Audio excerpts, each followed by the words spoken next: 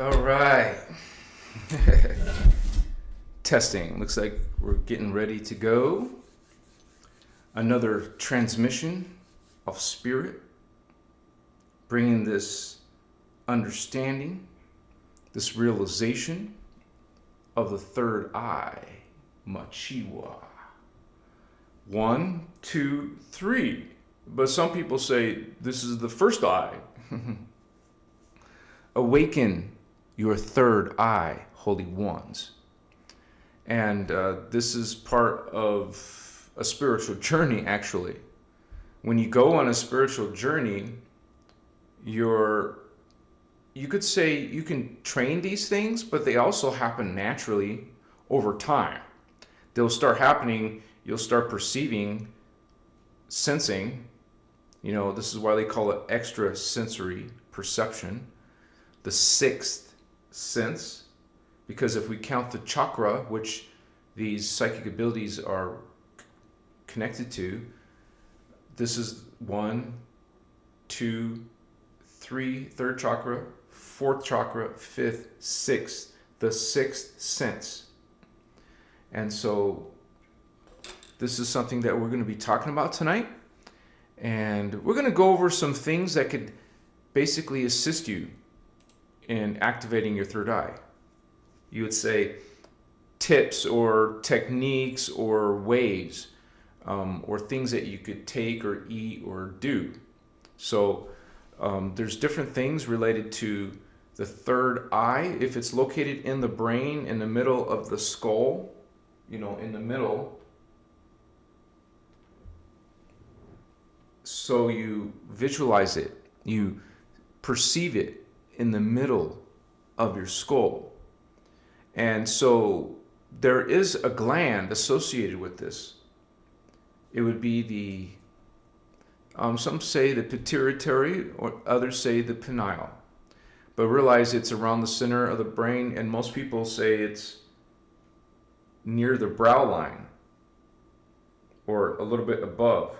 And I would say it's this area. So you could be touching your brows and a little bit above to the middle point. Okay? This is the chakra, which is a vortex, a wormhole coming out. Every chakra has a wormhole coming out, the front and the back. So it comes out this way. It goes the same direction, same place, but in the back, aligning with your middle point of your body, the middle line around down your body. So we'll be talking about tonight and going over some ideas that could help you.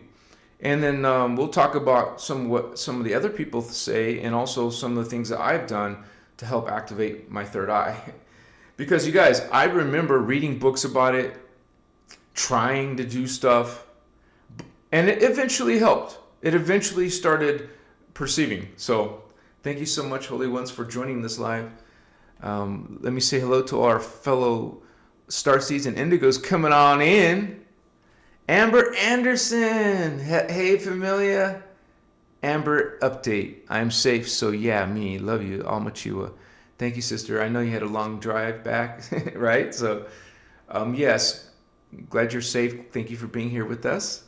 Lisa Gregg, greetings. Welcome. UTD, Holy Ones in the house. Thank you, brother, sister. Some of these I'm not sure about, but you're a starseed holding space with us. You've been a member for over 6 months. Thank you, UTD. Bless you. Celine, my sister. Welcome, sister. Thank you for being a moderator and watching our back. And I had just recently talked to Starman. Chatted, so he's okay, and he's going to be okay, and we'll probably, in a week or two, probably see more of him around these live transmissions. So we're very grateful for Starman that he's okay, and his mother made her transition. So Star Child 369, how's it, Holy Ones? Much love and respect to you, Star Child. Blessing, brother. See, some people I can tell right away, the genders, right? Eddie family, Machiwa. Eddie family, thank you for being here, you guys. Much love and respect. We got Michael, Teach. Welcome, Holy One. Thank you for being here and holding space with us. We have Sarah Holder, another of our moderators. Hello, sister. So glad to see you. Much love and respect. Hugs. And we're just getting the party started, right? Indigo Jamie, brother, and his family, right? So thank you guys for being here. We got families, we got couples, we got individuals. So many people are on their journey and sharing it with their loved ones, or trying to anyways, right? Clearing your space too, brother? All right, Machua. Thank you for reminding me. Oh, wow. All right. Let me grab it. It's right there. I see it.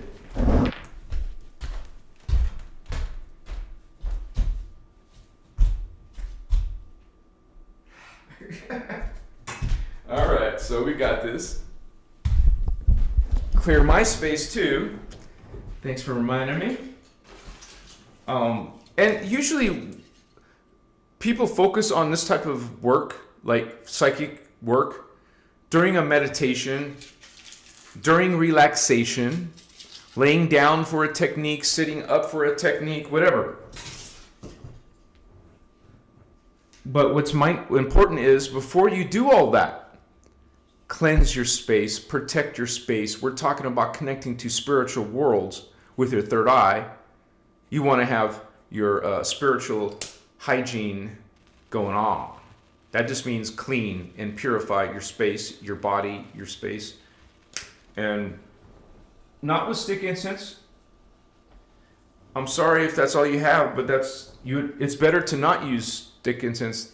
It's better to use nothing instead of stick incense. It's just chemical, you guys. It's actually cancerous if you're using it all the time. So blessings to all of you in this focus, this ceremony, ritual. When it comes to psychic abilities, it's something you should take seriously. I mean, it shouldn't be clowning, joking around. It takes effort, you guys. Some people, maybe it's easy because they've been doing this for a while, or they're an activated soul with some experience in these practices. But it is something like a ceremony. It's serious. Something that's focus. It takes mindfulness. It takes awareness. So you can't be sitting around talking to people, whoever may be with you. It's about time to get to go deep inside. And so I got a little bit of dragon's blood in here. To go deep inside, you have to be still. Like, physically stay still. Try not to be moving a lot. You also don't want to relax too much, and then you fall asleep. This is not working. I gotta break off a piece. Thankfully, this dragon's blood is not too hard. Some resins are very soft, like amber, which is the last one I do. All right. This is actually almost out, but I got plenty extra backup. Just need a piece. Get your space ready, you guys. That's the first thing. And when you're burning something, you want to do it right before you start. You don't want to burn it a half hour before, unless you're trying to smudge your whole space for a while. If you're one of those people who are getting attacked or something, yeah, you do it more often, right? Cleanse and protect your space. This is something that you can put on the ground and walk over it, turn around and get all the parts. Just get it all around. Smudging. Saging. And I had someone say a silly comment like, Why do you need that if you're a divine being? One of those immature and, not nice or sincere questions. You're always going to be dealing with other people's energies in the planet, not just your own. So this is why you're going to still, even if you're holy, all right, you're still going to be working and maintaining your spiritual hygiene, keeping your energies, your space clean, purified, protected, and being mindful of that. Once a day even. I do this once a day. I stock up on incense resins. I stock up. I get plenty of charcoals, plenty of lighters. So when you focus on this third eye,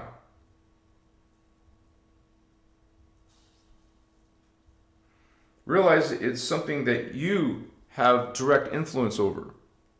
You can focus on it, train it, develop it, even if you weren't born with psychic perceptions. And so, even so, you guys, when there's a practice that you're trying to train and be good at, you learn and learn and learn. Learn about the third eye. Read actual physical books, not just online articles. Because a person who writes a book is going into a hell of a lot more detail than some online article about the third eye. This is just an example of one of my books in my spiritual library. You get ideas. It's not based on the Christos, right? But you're still going to get applicable techniques and ideas that can help you in this. Like, you're not going to learn about a bunch of crystals in the inner Christos, but we can use crystals to also help us with our third eye. As a matter of fact, that's one thing that I learned, you guys, I used first was an amethyst crystal. So since crystals are round or weird shaped, you have to lay down so you can balance it. What would be a cool invention, maybe it's already out there, is some type of a strap that goes around your head and then it can hold the crystal in place so you don't have to worry about laying down, right? So I used to do that with an amethyst. And at first it was uncomfortable. It's like going to the gym and trying to work on muscles you never worked out really, right? You didn't sit there and try to train it. And then you feel sore and uncomfortable, or it's not so fun doing it. It was the same thing with putting an amethyst on my head. Right here on my third eye. It was uncomfortable because it was, I had to take it off for a few minutes. Okay, put it back on. Okay, like this. I don't know what your experiences are, but that's what was my experience. It was uncomfortable at first until I got good at it and started feeling it without the crystal. And so, but realize the crystal is an energy, focused, strong energy, and you would actually get a crystal book like this. I even recommend this specific one, the Encyclopedia of Crystals by Judy Hall. She's one of the best teachers on crystals. And this is an excellent book. See, it's color coded. So you can go straight to, now we know this is like a purple indigo type of color. So you would go to the purple indigo section. Like this section. And then get the ideas for, like for example, some people may not realize it, but crystals were once used kind of like medicine, like a pharmacy. This crystal helps with this issue. This crystal helps with that issue. Okay? So, some of that you could say it's all a bunch of BS, but there's some legitimate things that crystals do help with. And so, like this book Well, let's just go to one that I'm familiar with, like amethyst. Let me see if it's in the blue section or the purple lavender section. Orlite 23. Now that is one of my favorites. So you'll get the book and it'll tell you like things like the crystal system, like triagonal, chemistry, the hardness, the source, the chakra. Wait. You get an idea of all the traits, of what the crystal does. And then this kind of book, you could go back and see third eye.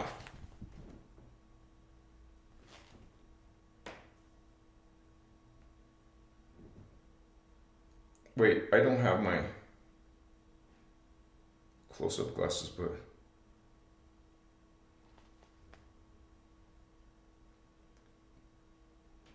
theta brainwaves, thought forms, triple. Wait. Anyways, like for example, the amethyst, right? It would tell you all the things that it would help: physical, emotional, and psychological pain. We're talking about the amethyst. It helps with that. It helps with decision making, recurrent nightmares, geopathic stress, protection against thieves, anger, rage. Like, for example, if she's doing research, and a lot of, in the old days, people were using it against thievery. That was their idea. That was their folklore or belief. She would put that along with the historical ideas about amethyst. Grief, anxiety, neural transmission, brain, neural. Dreams, okay? Dreams, that's related to the third eye. Alcoholism, hormone production, endocrine system, metabolism. Remember, they used to use crystals like a pharmacy. This crystal does this. This crystal helps with eliminating organs, like the intestines. Immune system. Amethyst helps with blood, helps with headache. Headache, the head, again. Injuries, swellings, burns, hearing disorders. You get the picture. You find crystals that are known, like for example, it's easy to go online and just put, like, this is what you do. My whole point was that we're always learning. You're reading from books, you're reading from articles. Maybe you find your favorite content creator who's great knowledgeable or very knowledgeable about clairvoyance. That's what the third eye is related to. Seeing.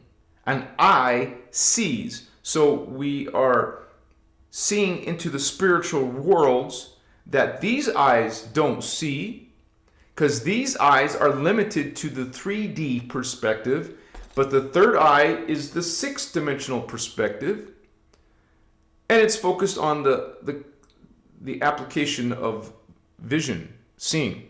And so this is why you get this whole concept of clairvoyance. Now, I want to say that I am a clairvoyant. I see visions, like movies played out, and in lucid detail. I mean, when I'm on medicine especially, right? So it's like message from spirit, but I say it goes beyond that. It goes into your DNA.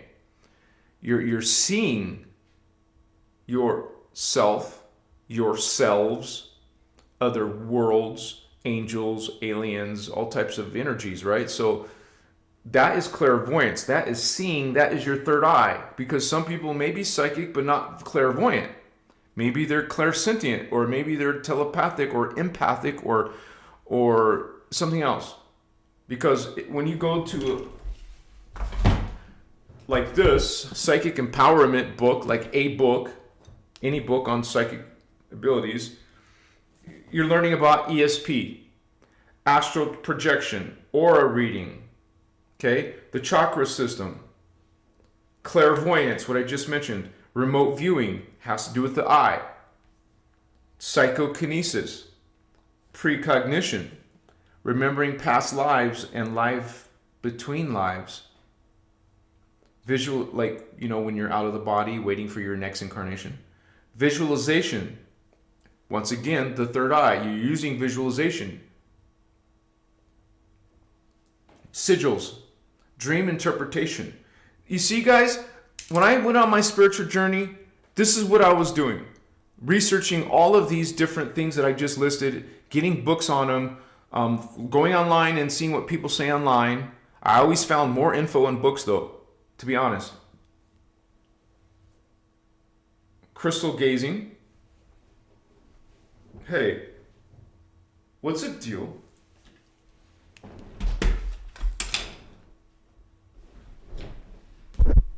Okay. Crystal gazing. Okay? And so that's part of divination if people's into that. What about dowsing, telepathy, self-talk, geomancy, handwriting analysis? You know, some people can write words from their selves, from their spirit, or I Ching, spirit communication, runes, sand reading, tarot, tea leaf and coffee ground reading, self-hypnosis, meditation, magic rituals, shamanism. So when you're a starseed and you're into that into a spiritual journey and awakening and exploring, well, the third eye is one of the things that you explore and learn about. You learn about the pineal gland. You learn about what calcifies the pineal gland, and how to remove that. What things hamper your third eye. What things, like, there's something that I don't agree everything obviously with the Sadhguru, but he talks about certain things that could actually prevent you from experiencing psychic perceptions, like coffee, like tea, things that are really like these energy drinks. All that shit's gonna close down your freaking abilities. And once again, you know, we're in a spiritual war. You know, these people don't want you having the psychic abilities. Here's a big sign. When we have YouTube, Google will not allow you to use the hashtag psychic. They don't want you being psychic. They don't want you awakening. They want it to be some myth or new age concepts that you don't give credence to because you think there's, you know, it's not, it's a bunch of BS. That's what they're trying to do. Or they'll put Wikipedia articles attached to your video. Thank you, Celine, for sharing the Etsy shop. Yeah, I sell some crystals on there too.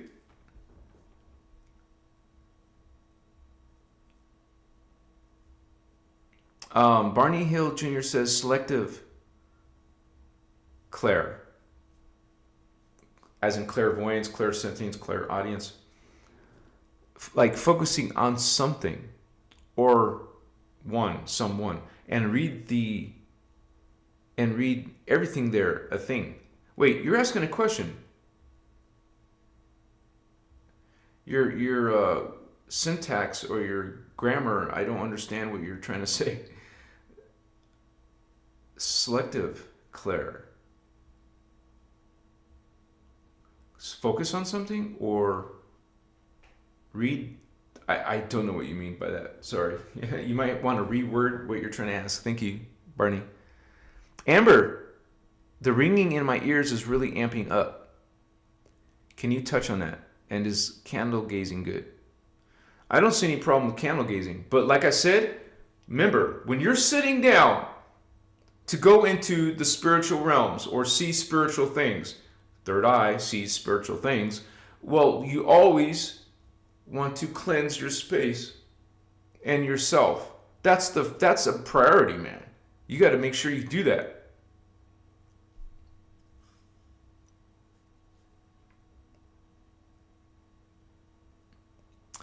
To me, I believe, see, the ringing in your ears.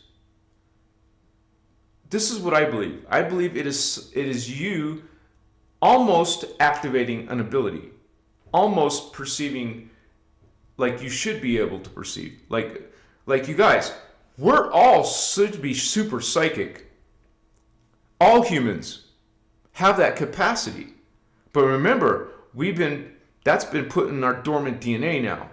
Now most humans have 2.5 to 3.5 strands of DNA. They're not experiencing psychic powers. And when you got a whole huge population of humans that don't have these connections, they don't believe in it. And then they'll also make fun of it and think you're lying or full of crap or it's just all in your head. They don't feel the chakra. They don't feel the literal energies. And so, I mean, that's fine. That's their path, right? You're on a different path. You're open to these ideas and you want to check it out. And there's nothing wrong with that. Just realize it's a little bit taboo out there in the mainstream land. Even your own family might think you're weird. What do you open your third eye? What are you doing with the devil or Lucifer, right? That they just go right to that. Like they can't even have a dialogue about it. They can't be serious about it. They can't talk to you about it. All they're going to do is, make it look, demonize it, make it look bad. And then you'll get another group of people who say it's dangerous to open your third eye. In other words, it's dangerous. You don't want to awaken. Don't awaken yourself. Okay, I can see one point of it being dangerous when you don't know what the F you're doing, as in spirituality. Okay, activating your third eye and then your spiritual knowledge is two different things. This is more scientific, but your spiritual knowledge is, okay, are you living in Christ consciousness? Are you living in unity consciousness? Are you cleansing your energies, purifying your thoughts? Have you done your ego work? Have you done your shadow work? So besides this, I would say, hey, have you done all those things in your spiritual journey? Are you getting it? Are you developing more of a light worker type of lifestyle? Light worker, serving light, serving love. Have you done all of that? See, this is why I would never recommend anyone doing mushroom or smoking if they haven't put their stuff in order. If you're not sincere, if you're not, trying to be positive. Hey, you want to be a negative dark Jedi or witch or whatever. That's your journey. I don't have advice for those kind of paths, but this is why I'm recommending and making sure that we talk about it, that, hey, let's be responsible. Let's make sure you're cleansed, that you saw me do. Let's make sure that you're on a spiritual journey before you open a gate, man. Because that's what this is. And all these chakra. Now, most 3D people have heard of the third eye, but the fourth chakra also activates psychic abilities, many. And we talked about those. But tonight's topic is this one, the third eye, the clairvoyance, the vision, imagination, the seeing, machiwa. And you guys can give your tips because I'm going to talk about 21 different ideas, and you guys can share your ideas. Remember, you're helping other people. Your story, your problems, your successes are helping other people. Machiwa. So thank you guys for contributing in chat. We're doing this as a group thing, right? Hello, Sarah. Good to have you, sister. NS in the house. Machiwa Vato. Machiwa Holy Ones. What's up, NS? Indigo Wizard, brother. What's up, man? Fluoride. You said it. Those things harm your third eye. Fluoride, sugar, acidity. No bueno for the third eye. I like how you say that, brother. Yeah.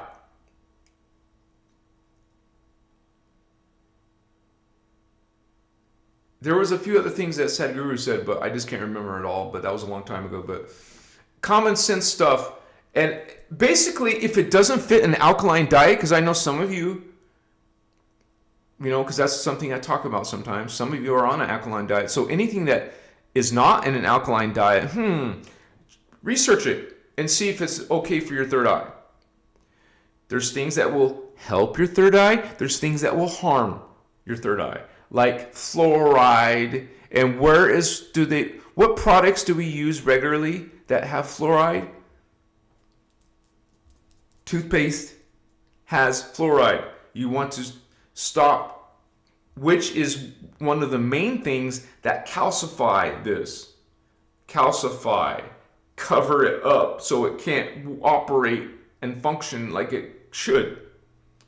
Okay, so maybe you're very psychic, but you're being blocked because you got a crusted up, dried up freaking pineal, pituitary. So you're like, okay, maybe I will change my toothpaste brand. It's not hard to find a toothpaste that doesn't have fluoride. Now, this is just one of many things, you guys. We'll go get right into it in just a moment here.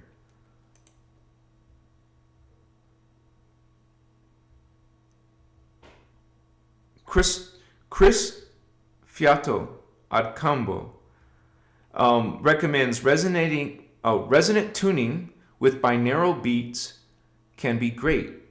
Clean practice, especially various theta frequencies. Thank you, Holy One.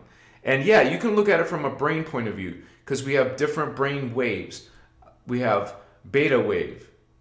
Okay, it's not the fastest, but out of the four main waves, because there's other ones, but the four main ones, that's the first one, beta.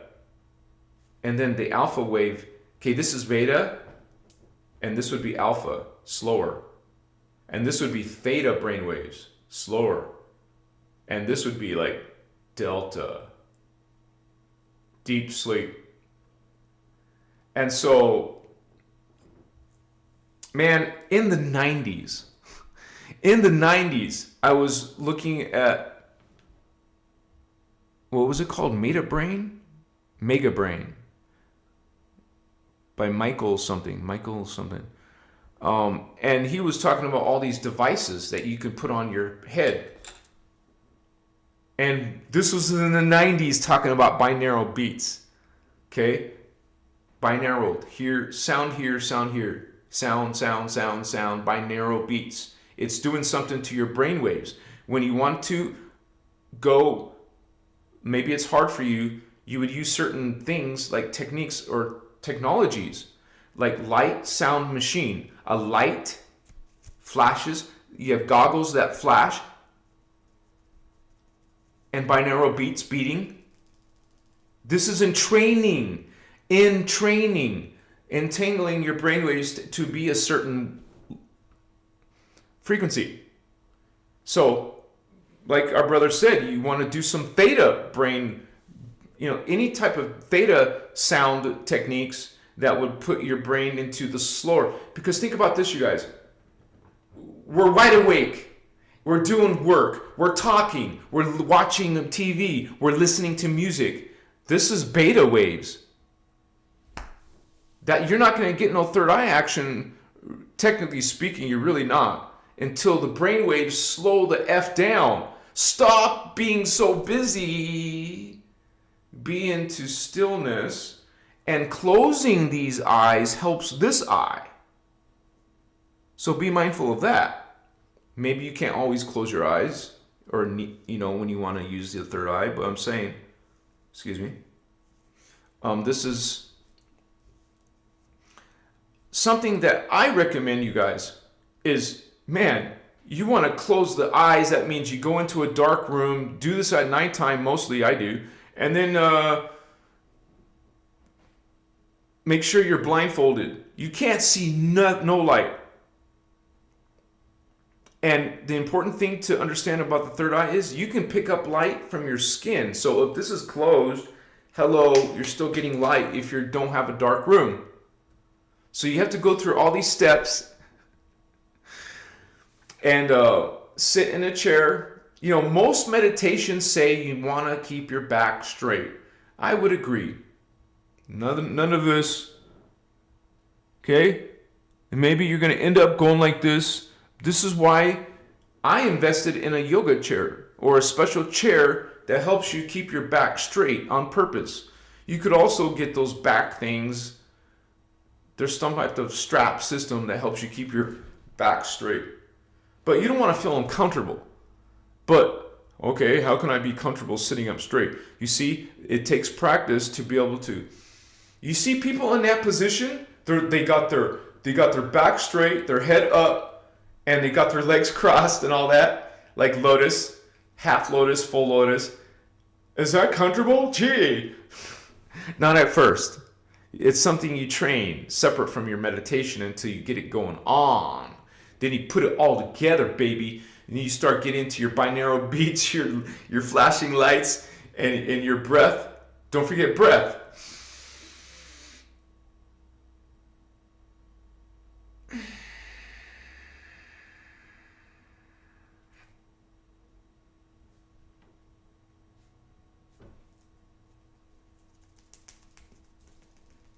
See, you're going to go into some altered state. You don't even need a medicine. You know, between the crystals and the binaural beats and the dark room, and you're going to get some results. I mean, you're going to wake your way up to more and more results. Machiwa.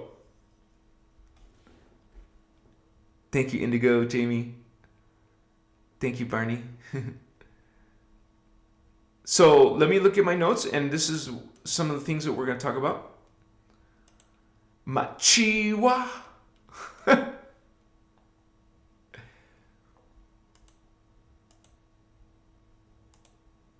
What?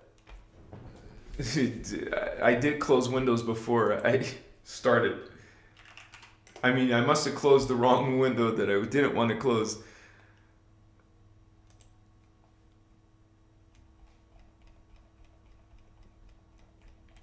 All right, you guys. So the third eye, it's called the gateway to higher consciousness, and associated with the third eye chakra in yogic traditions, located in the middle of the forehead, like I explained. It's linked to intuition. You know, kind of like that gut feeling, but deeper. You have a feeling. That's your intuition kicking in. It's kind of like the ringing in your ears. You're not getting the exact format. The intuition is kind of leading you up to seeing, clairvoyance, clairaudience, clairsentience, telepathy, empathy. So you guys get these little hints that you're on your way there. Machiwa. When fully opened, it is believed to offer clarity of thought, heightened awareness, okay, mindfulness, presence, and the ability to perceive subtle energies. That's what we're after. What do you think psychic perception is? It's subtle energies. What's that? So we talk about life force. Guardians call it creation currents. New Age calls it Kundalini. It's not limited to Kundalini, okay? There's a lot more greater energies than Kundalini. Life force is not limited to that. That's what I'm saying. There is levels of life force. Starting with the Kundalini. It is the first creation current, or the strongest one I meant. The strongest, what's the first one too? The strongest and first current is called the Kundalini. And then downstepping from there, you got the Kirashe. Downstepping from there, you got the Maharata, which is the Christ ray, the Christos frequency. It's not the highest, but it's somewhere in the middle. So then that downsteps to Kundalini. So Kundalini dimensions 1 through 9. This is what we're talking about. This is what you want to feel. You will be feeling Kundalini, because this is 6 out of 9, so that's within Kundalini. You'll be feeling Kundalini until you get to the 10th dimension. Then you start feeling Christ, right? The Christos frequency.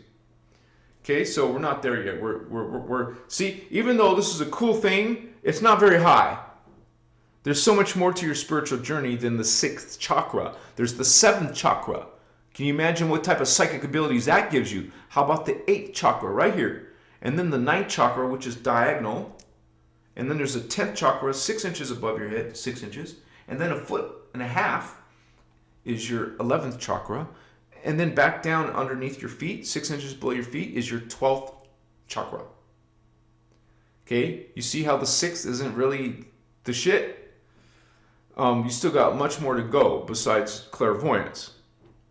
So this is, but we need to start somewhere, okay? So we move on up from the heart chakra, the throat chakra, the third eye chakra, and so.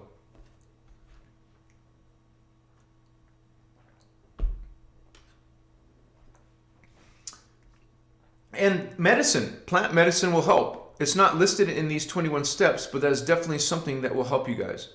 Cannabis helps. We talk about all the time. Because when I take it, I feel it right away. I feel it physically. I feel the energy. And so, and if I close my eyes, I'll be able to see energies, feel it. I'll start having visions. I'll start seeing other worlds. I'll see levels of myself, which is not limited to, like, we see ourselves as a person, a character. We have our own personal history, our own attitudes, our own values, but no, nothing like that. I'm talking about you see something you see yourself in a space, like occupying a huge space. You're not just a body form, but you're aware of the air, you're aware of how big your area is. Like you can, this technique that we do called the Maharata. You see the Christ star, the pure white star, 6-pointed star, but I see it, I become aware of it way out here and bigger, huge, city size. Like you expand from this person, this personality, this body, and you expand to much greater extension, expansion of yourself. It's hard to explain, but you're aware of more than just the body. You're aware of the space. Does that make sense? So meditation. Wow, what a concept. Going into stillness. And all those details we said earlier. A dark room, comfortable clothing. Don't wear tight clothing. Have the temperature just right. I wear silicone earplugs. Put them in. I can't hear nothing now. What? What'd you say? Blindfold yourself if you want to, unless your room is already completely dark. You don't need to. It's a ceremony. It's a ritual. You have steps, right? So, meditation is one of the first steps that you want to do. It's one of the most powerful tools for activating the third eye. And it's free. You don't need to go buy a crystal, but you should, though, and have both, right? It's linked to, focused, consistent meditation can still the mind. That's what you're trying to do, still the mind. You go into meditation, you go into stillness for that reason. And tune the individual into higher vibrations.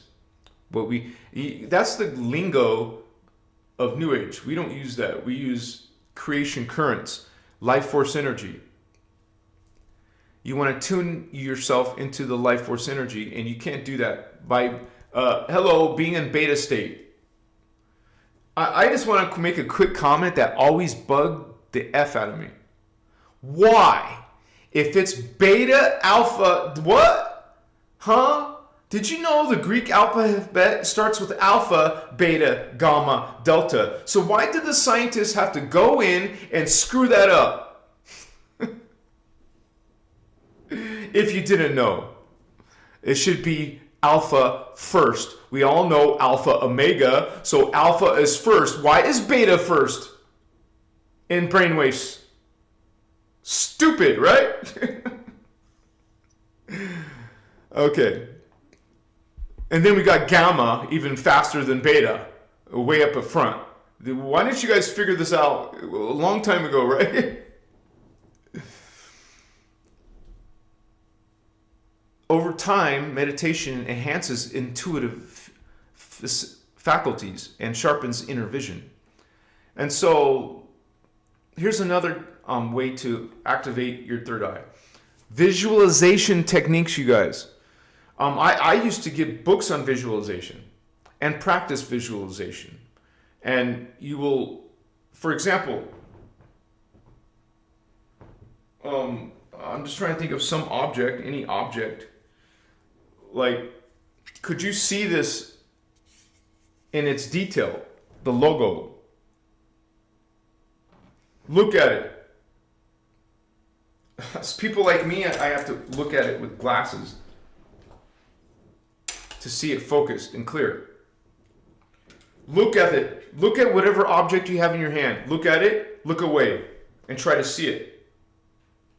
See all the details. Move your mind across it and see it. You need to look at it again, look at it.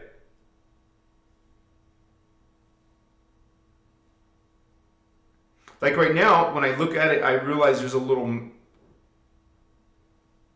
person or a little something. See, you'll pick up the details and then take that into your memory.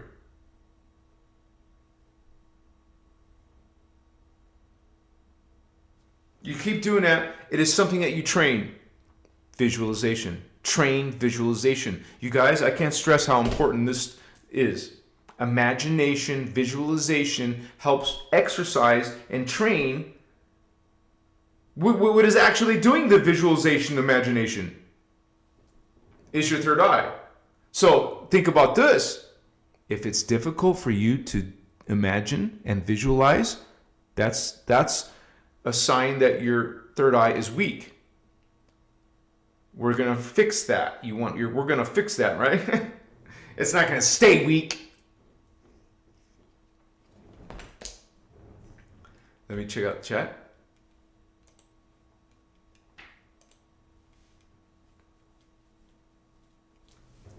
Oh, thank you, Holy One. Thank you, Star Child. What the shit? There's 2 lights missing on my green screen, but it's still working. There's 2 lights.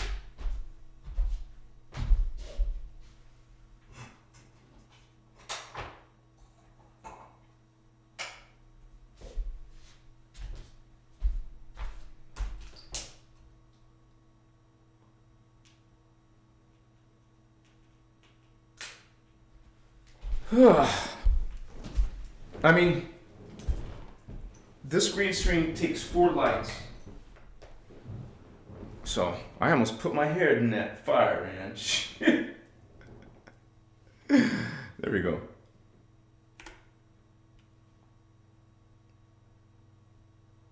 Alright, I'm just refreshing the screen. Hello, Blue Avian. Welcome, Holy One. Frey in the house. What's up, sister?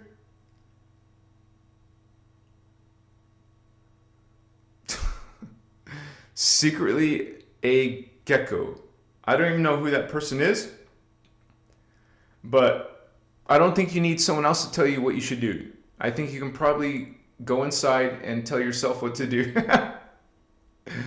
What's up, MK? How you doing there, bro? Machiwa Strega. I'm making my crystal castle, says Robin Kirk. What's up, Holy One? Yeah, so let me go on, move on. The role, let me see. Visualization is a potent method to activate the third eye. Guide viewers through a simple visualization. And this is something that you could do, a visualization. Imagine a ball of indigo light spinning between their eyebrows, growing brighter with each inhale. Look how simple that is. Imagine a ball, like I have this amethyst, a very small, cute little amethyst. Let me grab it.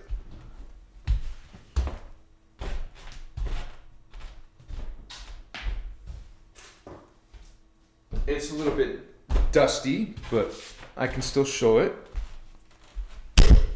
because it's sitting in my incense thing where when I take it to the drum circle, it's always dusty and dirty. Imagine a ball of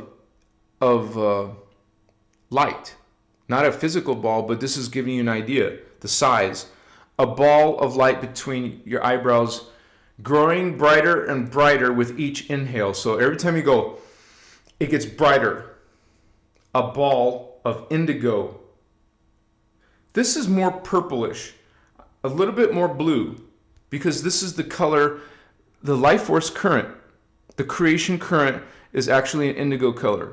So focus on the indigo color because it's the indigo chakra. You're targeting it by going and focusing on that specific light spectra.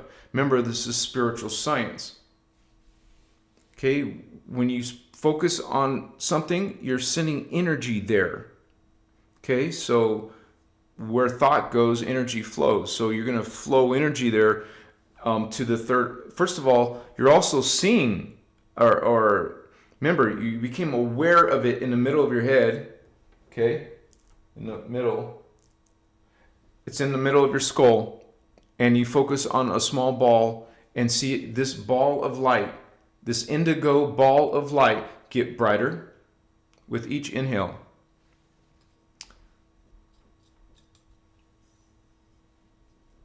Between, they say the eyebrows, but remember, it's not just limited to here. You can feel it around here, up to about the middle.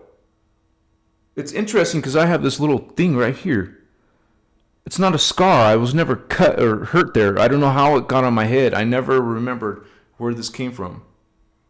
But it's close to where I always feel my third eye. It's very strange. But anyways, see it brighter, brighter, brighter, brighter. Getting brighter. Brighter. A ball of energy.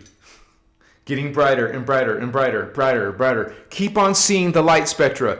Keep on seeing the ball of light. Keep on seeing the spiraling energy vortex in that color again and again and again and again. See it again. See it again. See it again. You see, you train this. You practice visualization by seeing things, by purposely imagining things, seeing things. And the goal is, how clear can you see inside your inner vision? How lucid, how vivid, how colorful, how clear, crystal clear. It won't be crystal clear at first. You have to work your way up to it. And quite frankly, some of the stuff we put in our body may not help that. So you got to think of everything. So everything you learn tonight and everything you learn in your own research about the third eye, you have to do certain things, especially if you've never had an experience with, perceiving with it. If you don't have your own visions, if you don't have your own clairvoyance, this is something you can work on, you guys. I just want to tell you, if you're new, I used to never, I say the word never, but until I was in my 40s, I didn't experience anything that I remember with my third eye. I mean, there was a time in my life I didn't even believe in it, right? But then when I started believing it, I'm like, but I'm still not having experience with it. Then I became more serious, and I started doing things, like I said, with the crystal. The amethyst crystal helped me. This crystal is also almost the same color, a little bit darker. This is Auralite 23. It's even stronger than amethyst. You wouldn't want to balance a round ball on your head. You want a raw stone or a cut stone that's not round, that would stay balanced there. So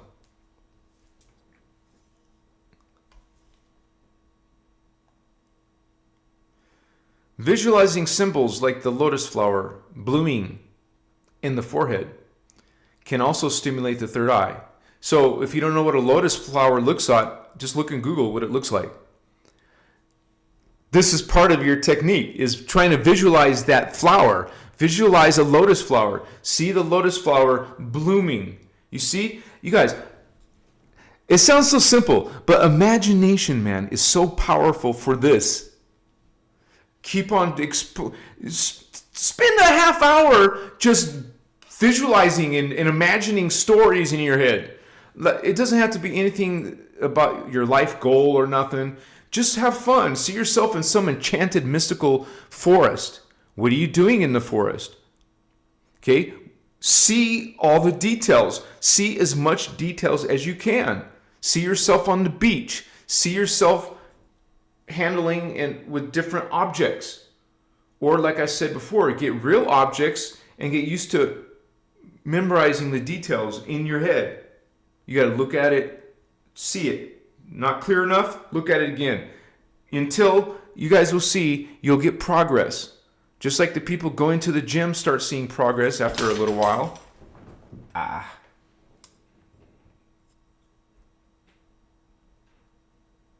It's the same thing with stuff like this. Visualization. You get good at it after a while. And it just made me think of something. Like there's some people who have memory techniques. You use memory techniques, and those are all based on visualization. They work off of seeing pictures in your head. Like, how often do people in their life spend time purposely seeing pictures in their head for 10 minutes, 20 minutes, 30 minutes, an hour? And plus, imagine you're really serious about this. You're getting into your relaxation, the darkness, the earplugs. You know, some people like to listen to music, huh? Those are waves now going into your body. Hey, if it helps you, it helps you. You don't want no noise, no sound, no feeling. As a matter of fact, there's something called a flotation tank. Now, those are thousands of dollars, and you would have to build it. But there's some companies or like clinics, but not every city is going to have a flotation tank clinic. I'm pretty sure there's probably one in Vegas. Vegas has all kinds of stuff here, right? So I'm not in Vegas, so I'd have to make a trip, but still. There is actual cities that have flotation tanks. What is a flotation tank doing? Taking all your senses away. Sight, smell, taste, feel, hear. So you can't see nothing because it's dark. You can't hear nothing because it's soundproof. And you're submersed in water. Not like a 6-foot pool. I mean, you're just barely floating in the flotation tank. So you can't feel nothing because you're weightless on the water. So this would definitely help your third eye. Any type of sensory deprivation. That's what a flotation tank does. It takes all This is why I was going to detail with you guys. Don't, no light, no sound. You're trying to create that as best as you can without a flotation tank. But hey, if you got the extra money or if you have a clinic nearby, go to one of these flotation tanks and see what I'm talking about. And there's another thing, similar. Or if you guys seen this movie Fringe, because this lady, the detective, one of the main characters in the TV series, the blonde, she goes into it several times throughout the series. She goes into the flotation. You see what's involved. How she gets inside the water, they close the doors, and she goes into an altered state, and she's able to psychically perceive a person that she's trying to connect to. It's an interesting show. I advise you to check it out. It's also about the parallel Earth, parallel doppelganger stuff, so it's a cool show. Another similar thing is going into a dark room. There's actually clinics that do this.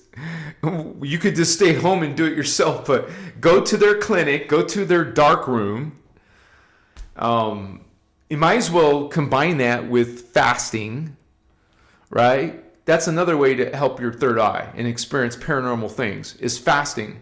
Not eating for 3 days. 2 days, it's going to get you close, but 3 days, it's definitely something by third day. And fourth day, and any days after that.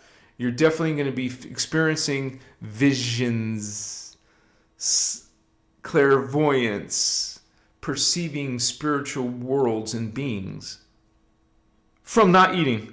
And there's all kinds of reasons why that happens. So, excuse me.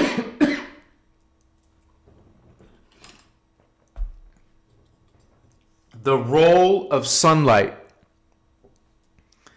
The pineal gland, linked to the third eye, responds to sunlight. Even though we're talking about darkness, but now we're talking about the frequency, the energy of direct stimulation of the sun. This is a different way to do it instead of the all darkness. The sun. This is something I encourage, to spend time outdoors in natural sunlight, particularly during early morning or late, you would say, when the sun is coming up or when the sun is going down. Because in the middle of the day, it could damage your eyes. This is why you will find when you actually try it, you will look at the sun and it won't hurt you. Man, I've seen some trippy things when you stare at the sun and it doesn't burn your eyes because you're doing it at dusk or dawn. Dusk or dawn, some people say afternoon, but what? I don't do it in the afternoon. I do it dusk or dawn, and man, I see it as a ball of energy. When the glare goes away and you can see it, it's a freaking energy moving. It is so crazy when I sun gaze. But this is something that can help you guys. Sun gazing, the third eye. And because that's why I said dusk to dawn, because that's safe exposure time to the sun rays, which can stimulate the pineal gland, promoting its activation. Avoid staring directly into the sun. I stare directly at the sun. This is some notes that I didn't see that there, but let the light hit the skin and eyes gently. It's gentle already, so it's not a problem to stare directly at. That's what I do. I stare directly at the sun. But you could use your peripheral. It's not as effective. Just look at the sun when it's weak, at dusk or dawn. But maybe it's hard for you to get woke up and be standing in front of the sun at the right time, or you're too busy at 5 o'clock, 6 o'clock for the sun to go down. You have to plan it, right? Or make it part of your lifestyle. You guys, we're going to be talking about all kinds of ideas. If you can't get your third eye to do something after some of these ideas, right? Come on, you're gonna get some results. And remember, I was a non-believer before, and then now I have full-blown visions and all this stuff, spiritual contact and past life regression, all this stuff, when I didn't believe in it before. So maybe you're like some type of skeptic. That's okay. It's sort of normal for people to have skepticism. Use of crystals. Like amethyst, lapis lazuli, sodalite are believed to resonate with the third eye chakra. Holding or wearing these crystals during meditation can help amplify the third eye's energy. You want, like I said, you place it by your forehead during meditation. Try not to fall asleep. I know that a lot of my crystals, if I do it when I'm sleeping, you could like get hurt from that, man. You could roll onto your face on a freaking rock. It doesn't feel good. I mean, you guys, write it in the comments if some of you have also used a crystal to help you with your third eye. Now, this is what I recommend. You stack different things. That means you do more than one thing for your third eye. And why not? Why not use a crystal? Why not use sun gazing? And some of the other things we're going to talk about. Like getting rid of fluoride in your toothpaste. Like, look at Aquafresh. It has fluoride in there. You can see it. These toothpastes have fluoride. Most of the mainstream toothpaste. When we talked about it a little bit already, sound healing and frequencies. Certain sound frequencies, particularly 432 hertz and 963 hertz. Write it in the comments if you actually use those or if you recommend something else, right? We love to hear you guys' feedback on your own experiences and what helped and what didn't work. These frequencies are said to activate the third eye and raise spiritual awareness. Now, I just want to say, whenever you hear this, activate third eye, it doesn't mean it's like that. It's a spectrum of time. You're activating, you're getting better at activating, you're focusing on activating. It's not a one time, 1 second, it's done type of thing. Activation means it's something you're working on. You're doing it throughout your days, your weeks, your months, your years. You're working on your third eye, on activating it.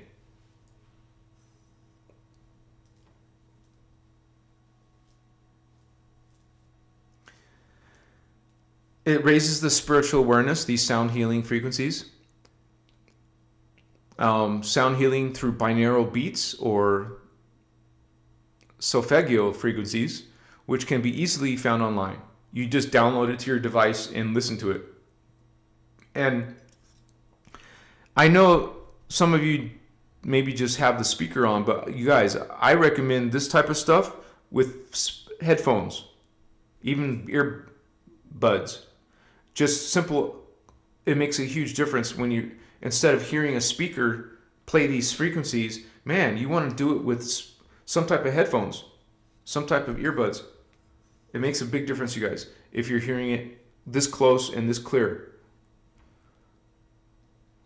Yoga for the third eye. Did you know there's actually yoga positions? Certain yoga positions help stimulate energy flow towards the third eye. Recommended poses, the child's pose. I can't do it right now, but that's the one where you're getting all the way down, you're on your knees, bent, and on the ground, and your hands are back by your feet. There you go. It's almost like there's a pose, it's the pose where your head is on the ground. So you're not flat because your head is like that, but your body's flat. You see what I'm saying? You want to make sure you're not going to get hurt, but most yoga positions are safe unless some of them take a lot of training or help to accomplish at first. But child's pose is easy for anyone. Downward dog, that's an actual yoga position. And the headstand, which I do. I clasp my hands like this behind, and I take one leg straight up, and I send up the other one right away. After the first leg goes up, I can balance. And that's good for the third eye. And I'm always doing that. Almost every day I'm doing that position. The headstand one. Sirsasana, the Hindu word. These postures encourage blood flow because that's what's doing it. The blood flow thing. That being upside down, in the child's pose, or the one that goes right down to the ground, that is sending blood to that area, sending blood to the area we're trying to activate, stimulate blood flow to the head, which nourishes the pineal gland and enhances the mind-body connection. So why not pick up some yoga positions like this that would help you in your practice of the third eye? So let me check out chat again.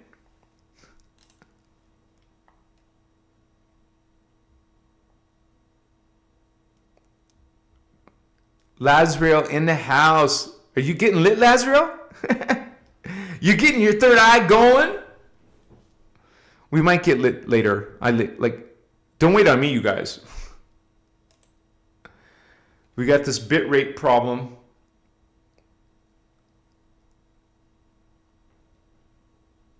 It's saying it's lower.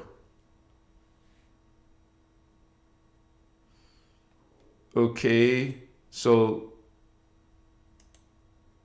if it doesn't go away in a few minutes, I will fix it.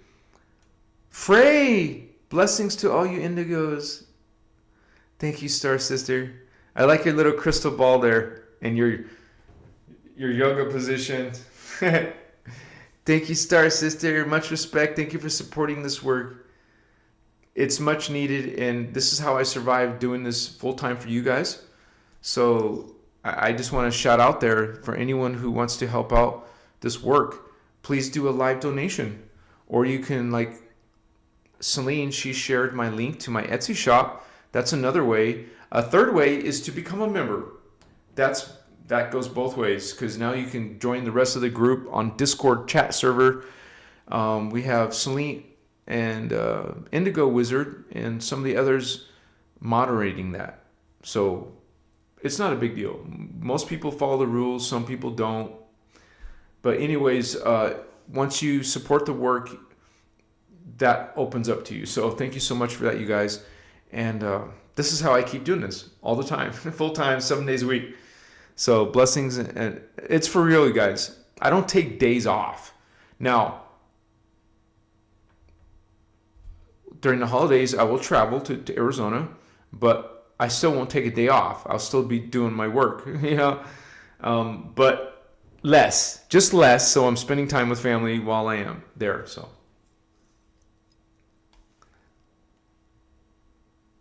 You really like this area? Wait, I must have missed part of the conversation.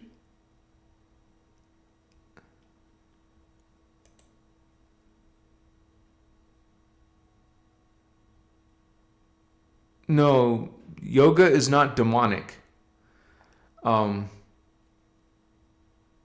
would you think so?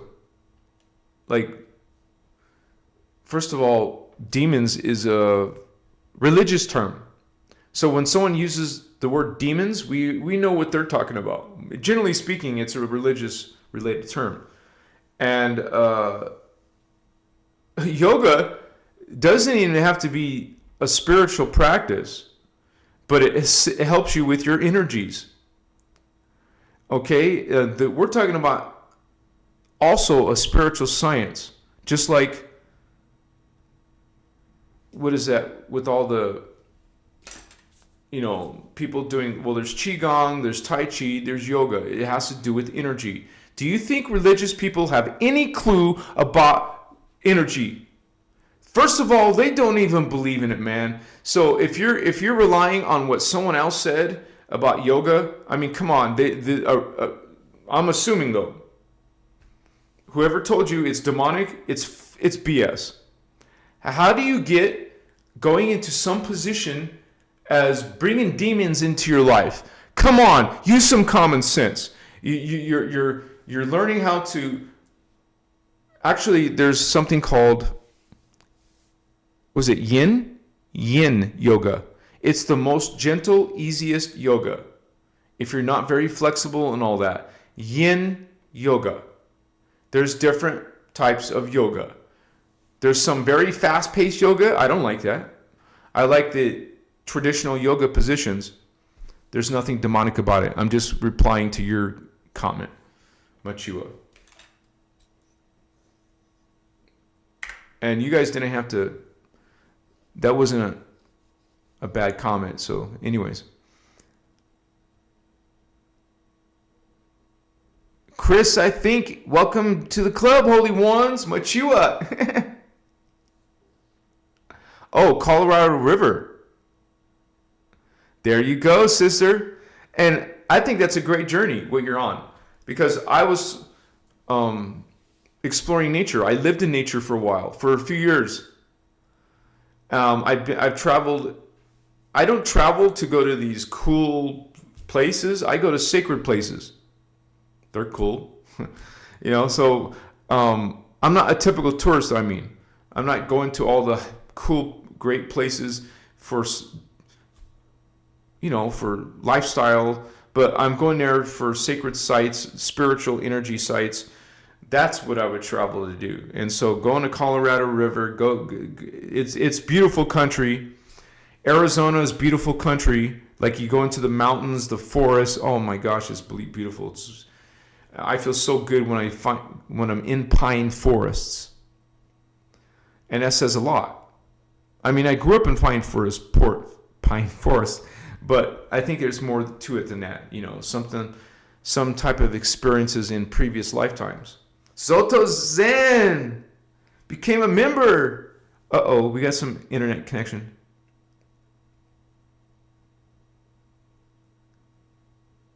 What?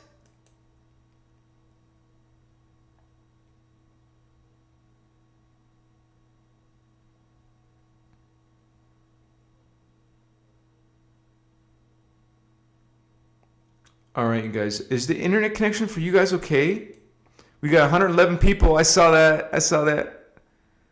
Yeah, I lived in Tucson for a long time. Beautiful. They have something called Mount Lemmon there. That's a wonderful place to go. It takes a little bit to drive up there, but half hour or something like that. But there's little lookouts. There's lookouts. The higher you go, you get to go check out more lookouts. There's a little town up there. I used to take my little girl when she was like a toddler.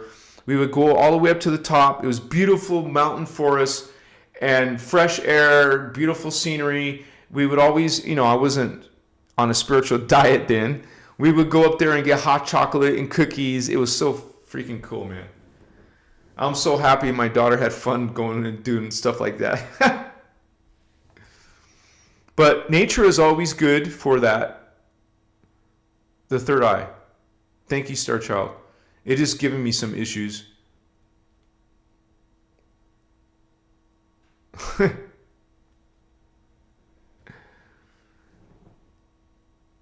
So, let me check on the next one.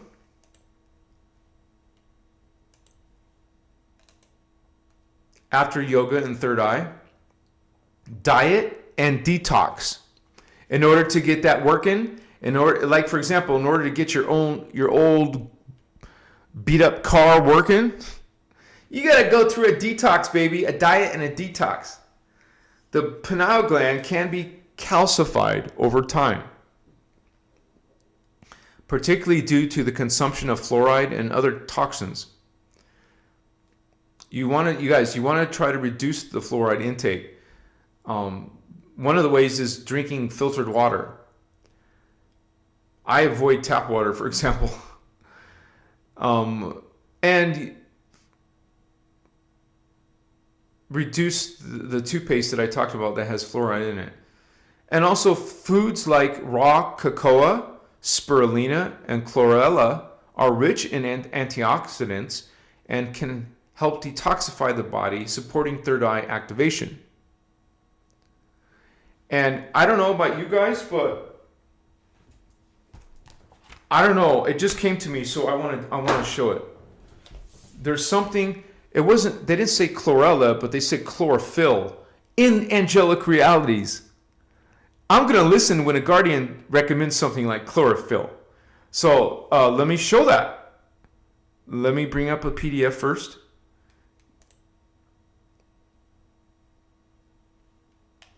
And this is angelic realities. Okay, it wants to give me a problem. Where is... Okay. So let me switch it so you guys can see it. So it's all transparent.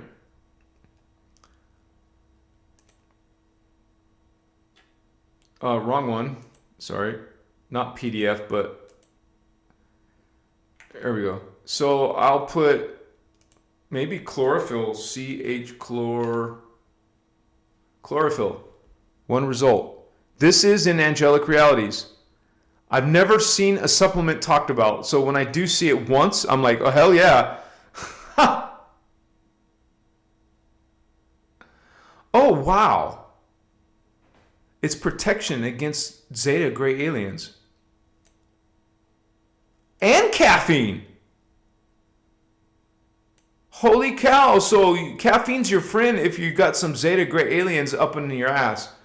I mean, not literally, but you know what I mean.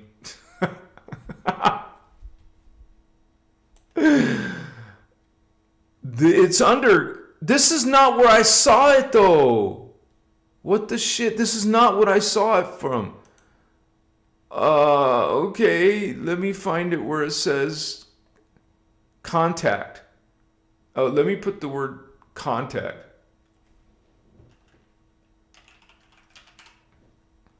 I mean, that's not the example I was trying to get at.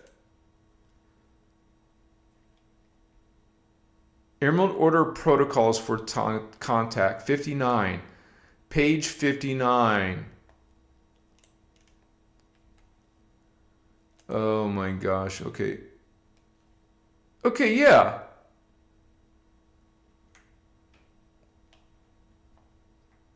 Like, hey, I want to connect to the Emerald Order. Okay, well, they tell you how. Contacts must sincerely desire to reclaim their spiritual heritage and learn and honor the natural laws of consciousness and creation. Emerald Order contacts will meet human effort put forth on the same terms. They will meet us halfway, but we are expected to do our part in learning, growing, and becoming responsible for our actions and energy fields and creations. Emerald Order contact will always approach humans with respect, honor, kindness, and love, and expect in return a reciprocal respect and kindness in dealing with the Emerald Order contacts. I don't need to read all this, but I was trying to find where it said something about chlorophyll. I mean, there's a reason why I'm remembering it, but it's not showing up, man. What the crap?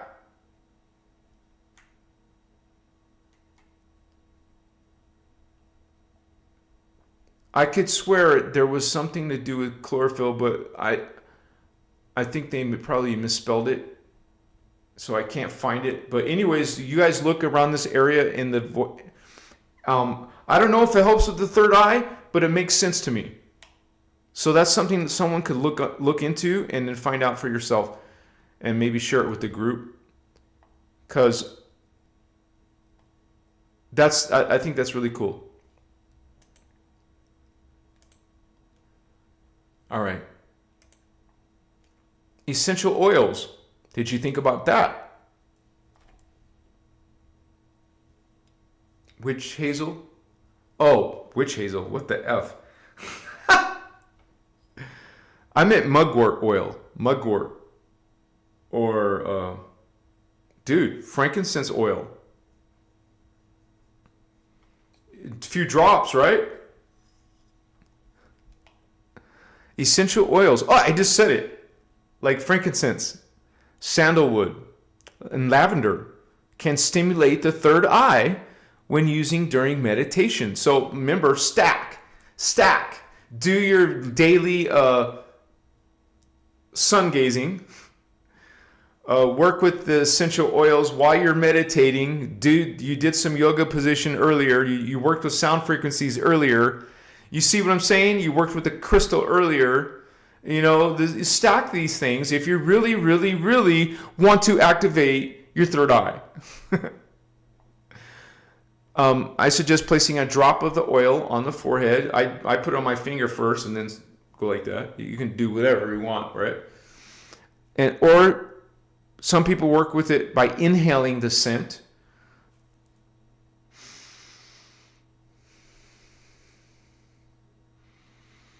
I imagine, I do this Vicks right here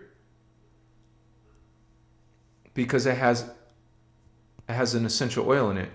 So I imagine you could do the same thing with sandalwood or lavender or right here. It stays wet a little while, it dries, but you can still smell it right here. It's also a calming effect. The calming effect of these oils can aid in reaching deeper states of awareness, allowing the third eye to open naturally. So that's another thing to use to consider. There's also, it doesn't seem like it could, but there's something called dream journaling. What are you doing in dreaming? You're seeing. So to those people who say they can't see, or maybe you're the same person who's going to say you can't dream, right? You can't see, you can't visualize, but you also can't dream. Well, those can be fixed, you guys, by some of these other things. Keeping a dream journal is an excellent way to enhance third eye activation. The third eye is closely connected to dream states and intuition. So think about that. If you're practicing and working on dreams, well, indirectly, you're working on your third eye. So I encourage you guys to record your dreams upon waking, either like this or what I do. On the phone is actual app to record something. So get in the habit of, as soon as you wake up in dream work, you want to start recording it, either writing it down or, man, why, if you're sleepy, you just woke up, why not? Why do you want to sit there and handwrite? I want to just speak into something and push the button and I'm done. And then I can deal with it later and put it in my notes later, for example. Because over time, you'll start noticing patterns, symbols, or messages from your subconscious. Okay, these are signaling the gradual awakening of your third eye. You will see signs of your third eye starting to develop, you guys. Your work will pay off. Mine did. It's maybe not fun to sit there and train your third eye. Wow, this is fun. No. Well, if you're visualizing and imagining, I think that's a lot of fun, actually.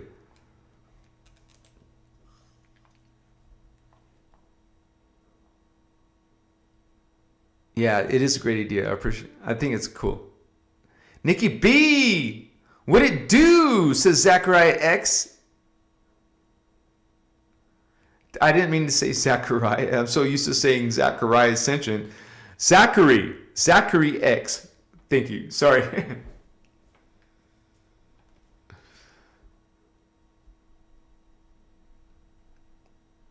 Yeah, I think it might be that connection. So you guys, another way is guided meditations. Have you done any guided meditations? I like to do the Ashiana Emerald Order guided meditations. These can be highly effective for beginners and advanced practitioners alike. There's got to, just look for online resources.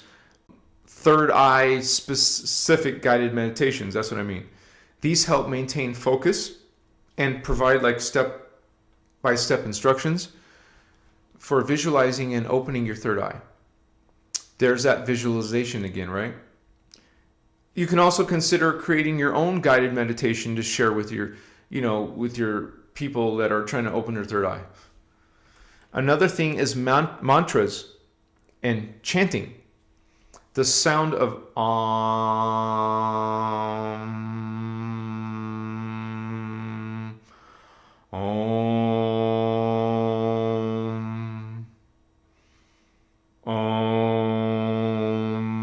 Where are you feeling that vibration? Like, notice where the vibration is. Where is it located? It's believed to vibrate through the body and align with the third eye chakra, the Om. So I encourage that too, to chant it during your practice, your meditation. Also, these vibrations can help clear blockages in the third eye and synchronize the body's energy centers, the chakras, promoting spiritual insight and clarity. So this is something that we work on, you guys. This is something we develop. You go through some of these practices and you will develop it. It's like,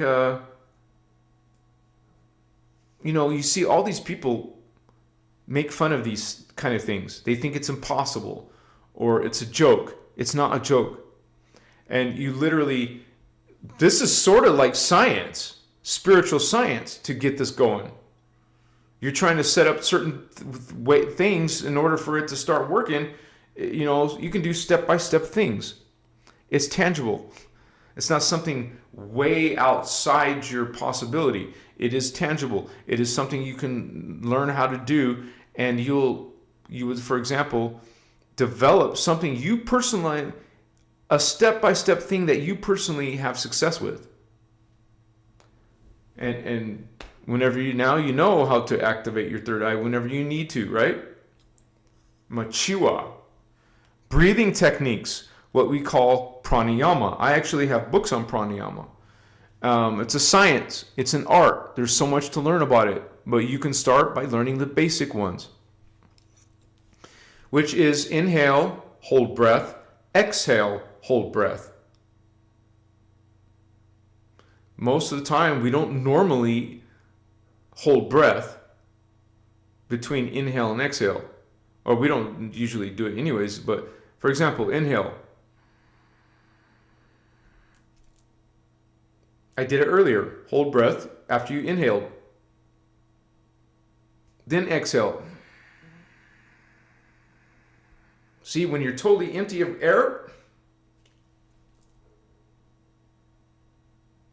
I discovered that I can hold my breath longer after an inhale compared to an exhale and then hold breath.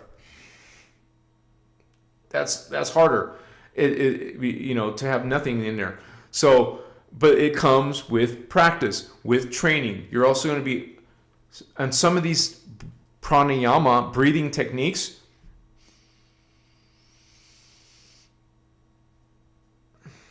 you'll be shifting nostrils. Which nostril is breathing out, which nostril is breathing in. Excuse me. You will actually learn these things. Excuse me about that. And I will say that was very uncomfortable for me to learn at first, pranayama, but eventually I was able to handle it. And I could breathe in for a long time, like a very, very slow breath.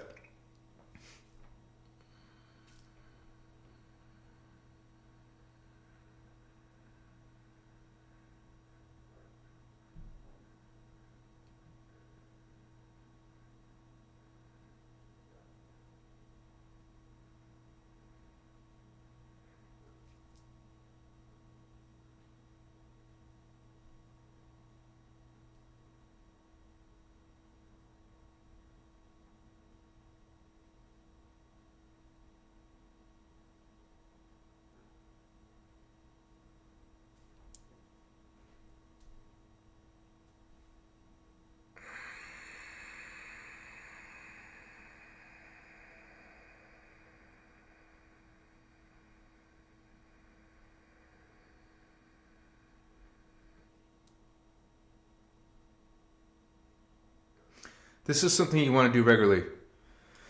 And so, man, do you feel incredible when you do that?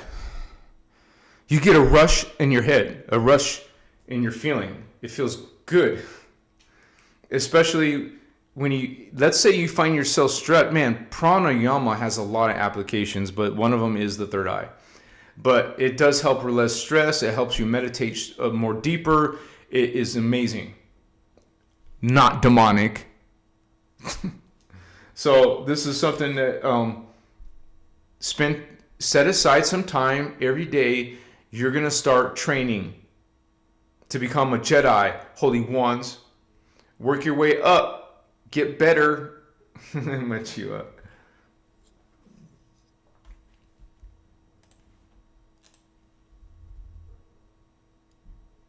Yeah, that's the opinion. It's the I've even heard Ashana talk about it in a good way, a positive way, because we're not Hinduism, but she acknowledges that she talks about sound. She talks about the sound, like you said, of the universe, the sound. Like I've seen indigo wizards practice it. Karashatala. There's a whole bunch of the sound, the original sounds of the universe. This is what Kalanta is based on: sound, light, symbol codes, right? So.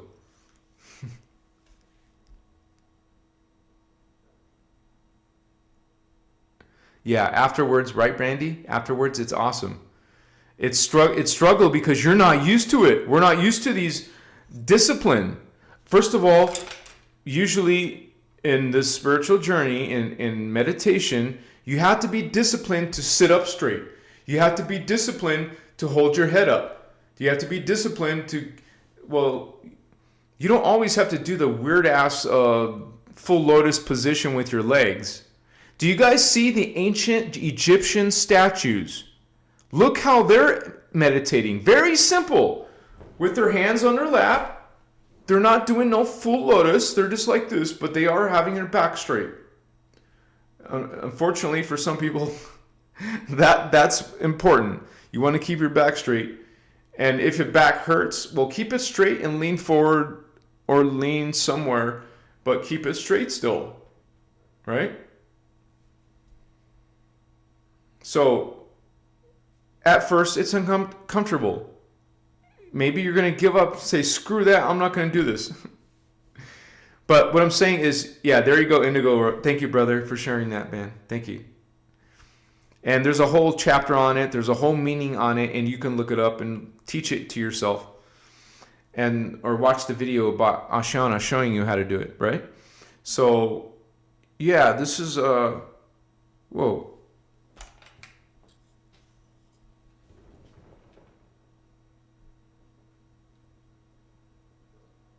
Just some weird long bug I've never seen. Oh, I'm not going to say I've never seen it, but it's just, I don't get bugs in here very much. So when I see one, it's like, oh, wow, interesting.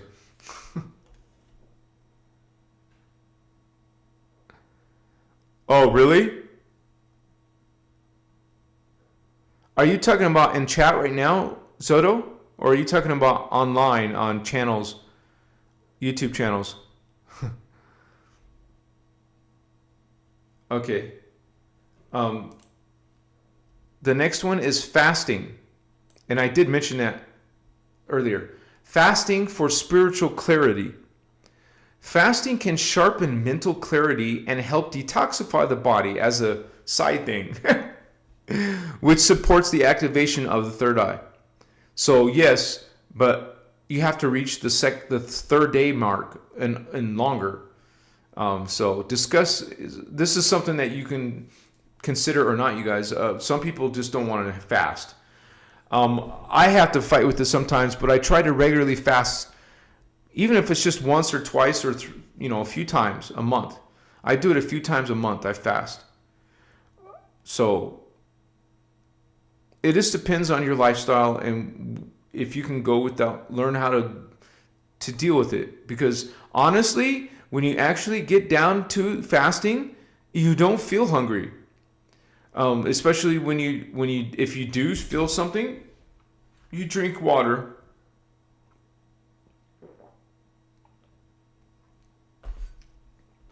Fill the stomach up.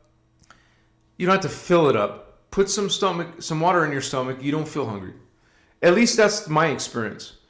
The first time, like I said, is usually probably uncomfortable, but after that, you'll get good at it.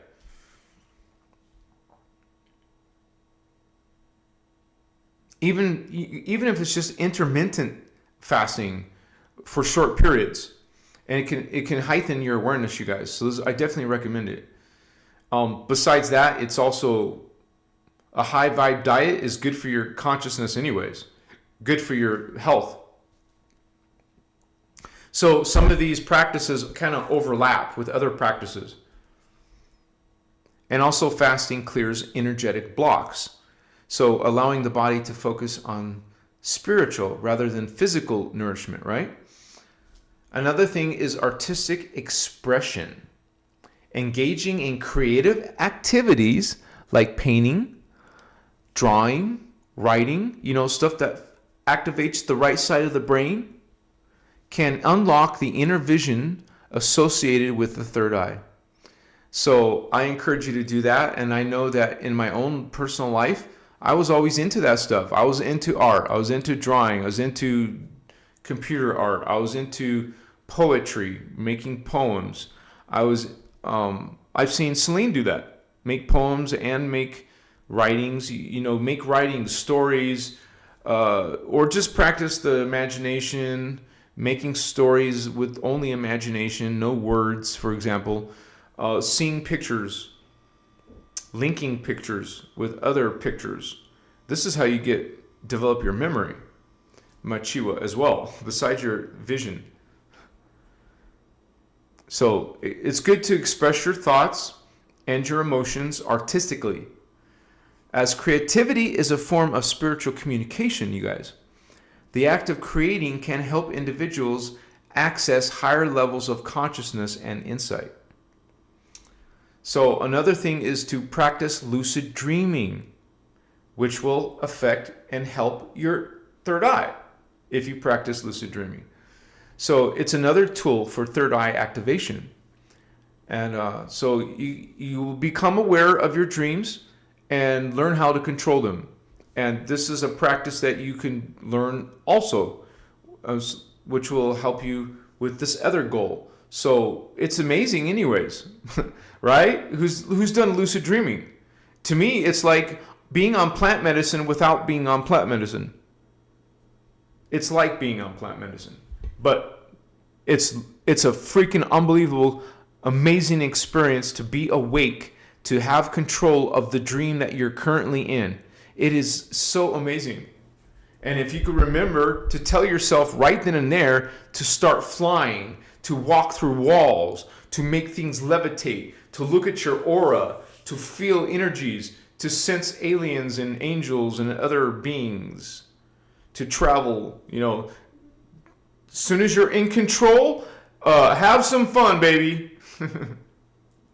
Or start asking questions, get answers back. Machiwa. You want to learn how to do lucid dreaming practice, because it trains the mind to become more aware of subtle realms, okay, which is a sign of naturally awakening the third eye. And practicing this dream recall, remembering your dreams. What did I dream? Well, practice dream recall and you will remember them more. And setting the intention to lucid dream right before sleep. Okay, those are helpful tips. Like I said, you want to start stacking these things, doing different things to activate, to awaken your third eye. 88? Really? Now it's 106. JK Love, you guys also 88, right? Tony, that's a perfect example. Imagining you are something. Imagining yourself going on a journey, going on a travel, interacting with other beings. Like when I was learning shamanism a long time ago, that was one of my first practices I was interested in. I took a shaman class. I took shaman classes.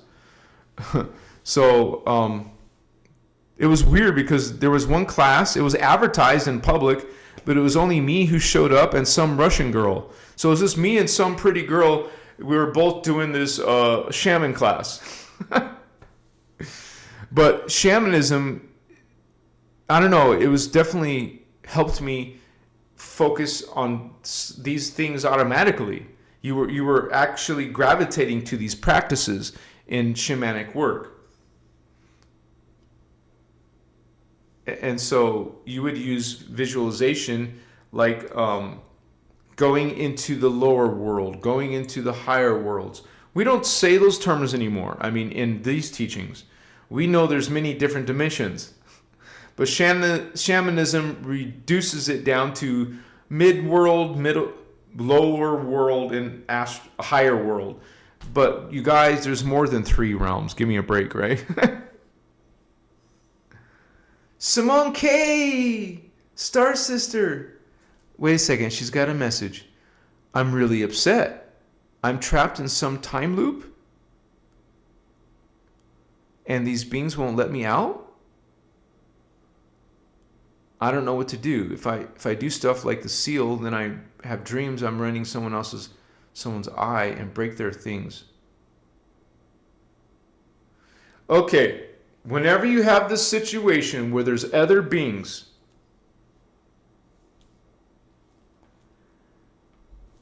this is a sign that you're doing some practices that are having this happen. Maybe you're into some occult activities. Or, if you know it's definitely not you, then it's someone you're involved with, who's bringing it, who's bringing these frequencies. So the first thing is isolating what's bringing it. Are you bringing it? Something you're doing, something you're saying, something you're practicing. Okay? The second thing is protection. Now go into defense mode, go into protection mode, oh my gosh.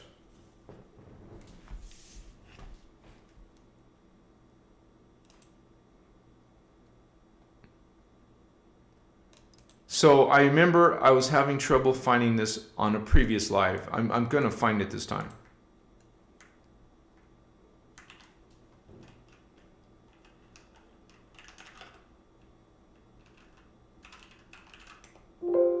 Okay, fine.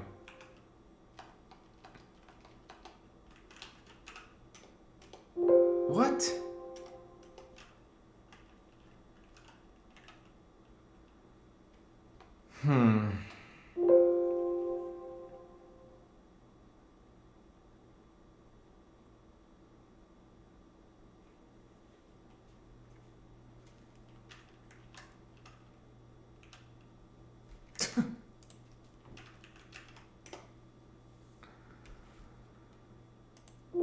I can't believe this. What's up with this?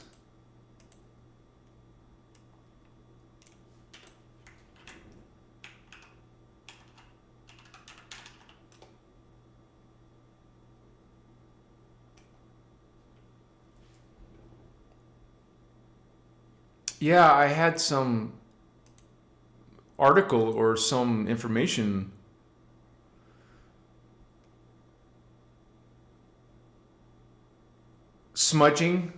Smothering your space in biofield with frankincense. Even the essential oil frankincense, which I mentioned earlier. Work with black crystals, black obsidian. Get some tourmaline, obsidian, or, there's a few black crystals. You can do ritual baths, spirit bath. There's some things like coal. It removes negative energies. I mean, of course, I'm going to talk about the Maharic seal, but you're saying you're having issues with that. That sounds strange. Talismans, amulets. When you create your own talisman, Lisa Renee,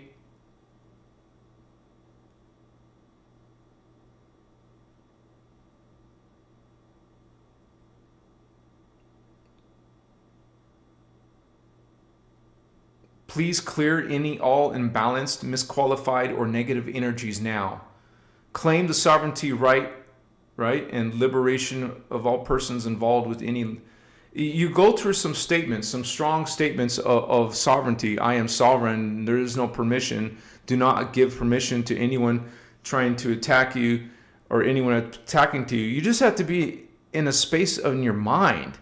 What you're saying is screaming that you're doing something that's messing up your energies. Something is messing up your energies. You will not have problems with entities or beings if you're right in your energies, right in your thoughts, right in your practices, staying away from the occult, Ouija boards, tarot cards, all that new age BS.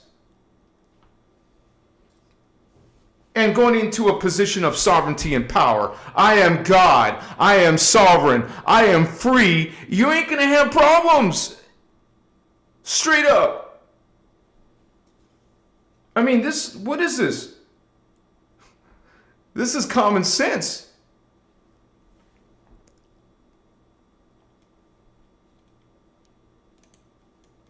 All right, so let's move on. Role of intuition and trust. So trusting one's intuition is crucial. Do you not trust yourself? Do you not trust your intuition? Because it's not just about spiritual visions, okay? It's also about your inner knowing. And what I said earlier, are you doing your spiritual affairs in order?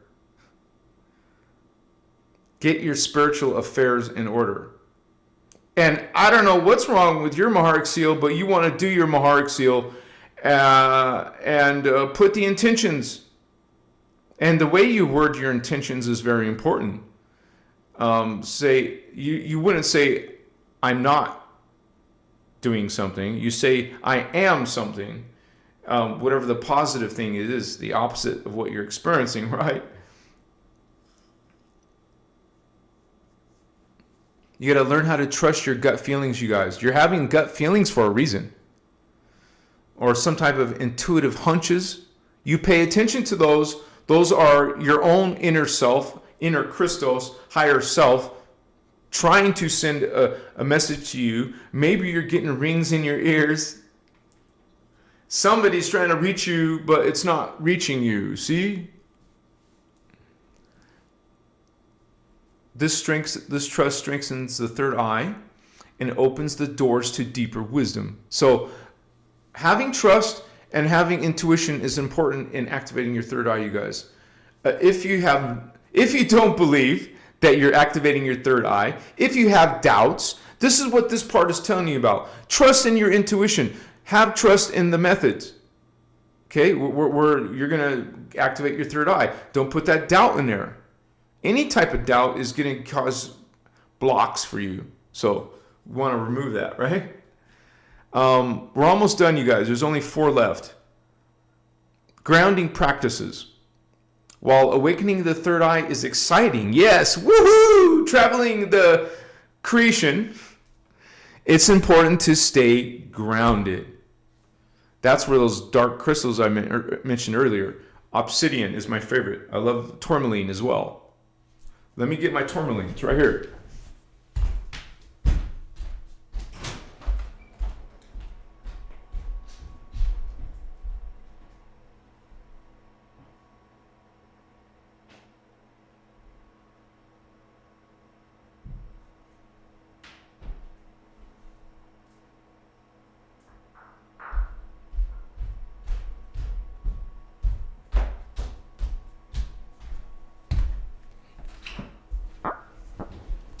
Oh, I didn't grab tourmaline. It was dark in that room. I couldn't see it. But remember when we were talking about the crystals, one of them was lapis lazuli. Can you tell this is a blue crystal? This is a blue crystal. It was very popular with the Egyptians. They loved lapis lazuli. Even the women crushed it up and made a powder and created makeup out of it. I believe labradorite is a very mystic stone. You can see the rainbow effects when you turn it around, turn it around, turn it around. I gotta close that door because it's so loud. Whoa, there's a little bug again. Or maybe that's a different bug.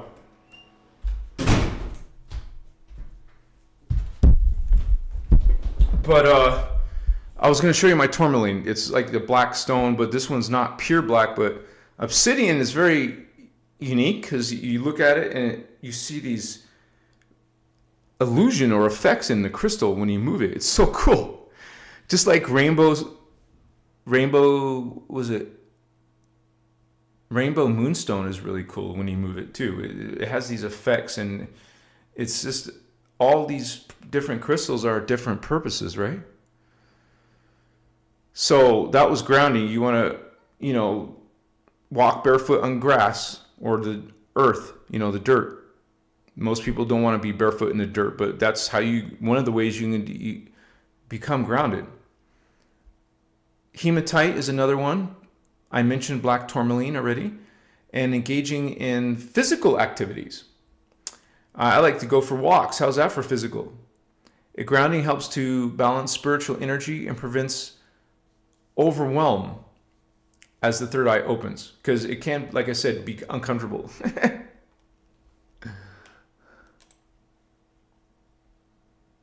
Moldavite? Ah, definitely. You got your own crystal, do you? Crystalline? Awesome.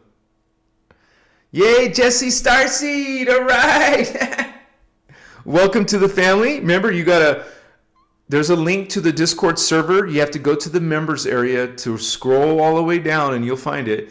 If you can't find the members area, send me a direct link or send one to Celine or Indigo Wizard or any of our moderators. Barefooting?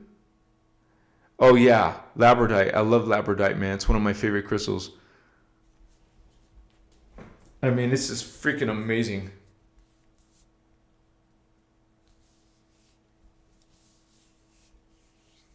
And I recommend you guys, if you're ever on mushroom medicine, when you're on that, you're in the middle of it or something, try touching crystals when you're on that powerful, when you're that high level in your you know, I felt the crystals alive. Like, I've seen them. I've seen the living beings. I've felt the freaking powerful energy on medicine. It was something I will never forget. Yeah, that's what I did mention earlier, was the amulet. Make your own amulet. And I even have books on creating your own amulets. That sounds like it's witchcraft or occult. It's not. Remember, any type of thing you learn out here, you can flavorize it with Christos perspective. Just like you hear Ashana saying in the Kathara workshop, if you watched it, some of you have, I'm sure, she will say how there is some distortions in Reiki because it's coming from reptilians. It's a reptilian healing system, but you can change it to Kathara Reiki. You'll learn the concepts of Kathara and what makes it different than New Age, and then combine it with your current practice, and then you will not be taking on the distortions without the Kathara. So, Machiwa. Yeah, they can have a mind of their own. And remember, I believe you should always treat it like you're working with a person, man. Like, for real. These are living beings, and we become crystal silicate in our density 3 body. We're crystals in the future. Crystal beings. And not to mention, everything has a morphogenetic field, which is described as a crystal body. The crystal body is the morphogenetic field. And everything has a morphogenetic field. That's what you really are. We're not this walking, talking. Well, we are now, but you see, after you pass away and transition, you will be back in your morphogenetic field until your next reincarnation.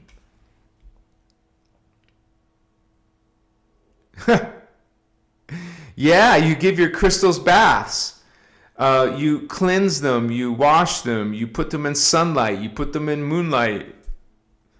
You know, you're mindful of that. You treat it like you're taking care of this crystal. You're so grateful that you're co-creating with the crystal.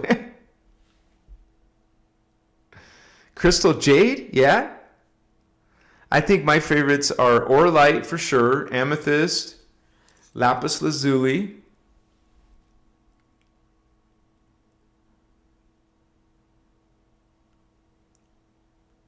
Yeah, I was gonna see how I can take this camera into the room, but the microphone, I can't take this with me. So I better not do that, right? Yeah, I love quartz. I love quartz, man. It's a very clean, very well.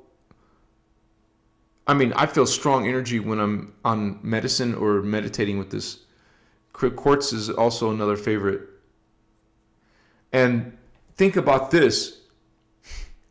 Crystals are used in all kinds of technologies regarding communication. Quartz is in microphones. Quartz crystal is in computers. It's in scuba diving equipment. It's in all kinds of technologies. There's something valuable with working with crystals, man. For real.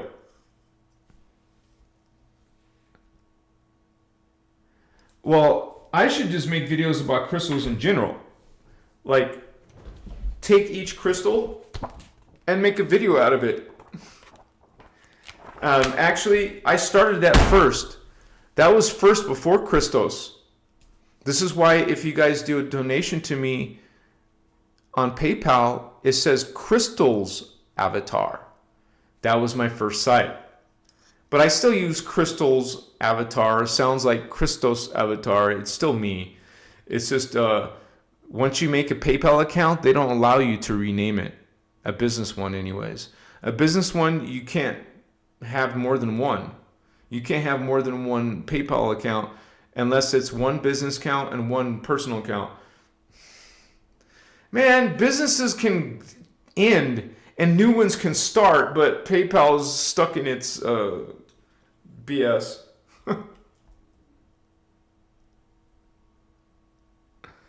Yeah. You want to go to some crystal shop. You can, almost every city has at least one place where you can go and find crystals. Go to the flea market, swap meet, you'll find crystals. Search for crystal shows. If you're near Arizona, annually, well, actually it's twice a year, but the biggest one is in January, February. They have the largest crystal show in the world in Tucson, Arizona. Why they have the largest crystal show in the world in a small town like Tucson, I don't know, but it's there every year. And I was so grateful when I was living in Tucson. It was so easy to come, save up money for the whole year, and then take that money and go buy a bunch of crystals. Oh yeah, I like the 3-colored fluorite. Let me, I just want to show you one, okay? I won't show you a bunch of crystals, but I want to show you fluorite.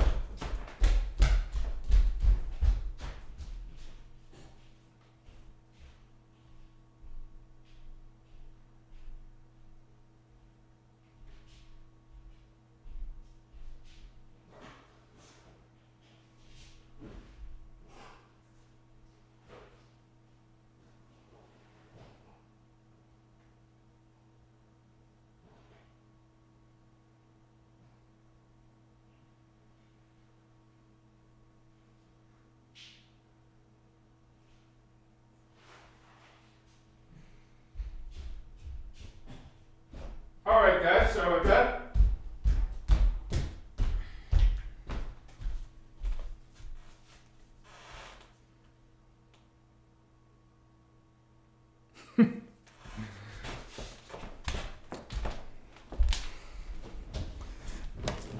I mean, it's hard to think of crystals in a bad way. But when I saw Michael Dean's interview, he was talking about them in a bad way, but... Well, I didn't grab the best specimen, but I love this crystal anyways.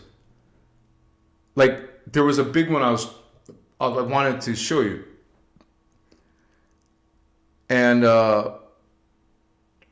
it's double pointed crystal.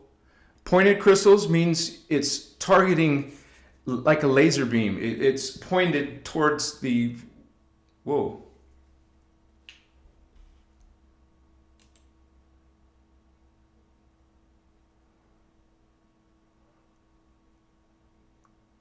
Okay.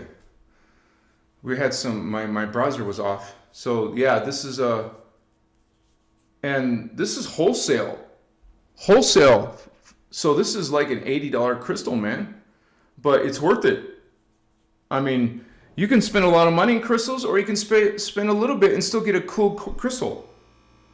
Here's a different fluorite, but it's not as much green in it. But this is like a tricolored fluorite. There's some fluorite that's just green. Here's another piece of lapis. Lapis lazuli. I sell a lot of skulls, and this is probably aventurine. Like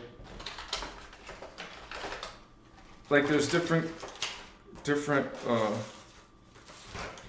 stones.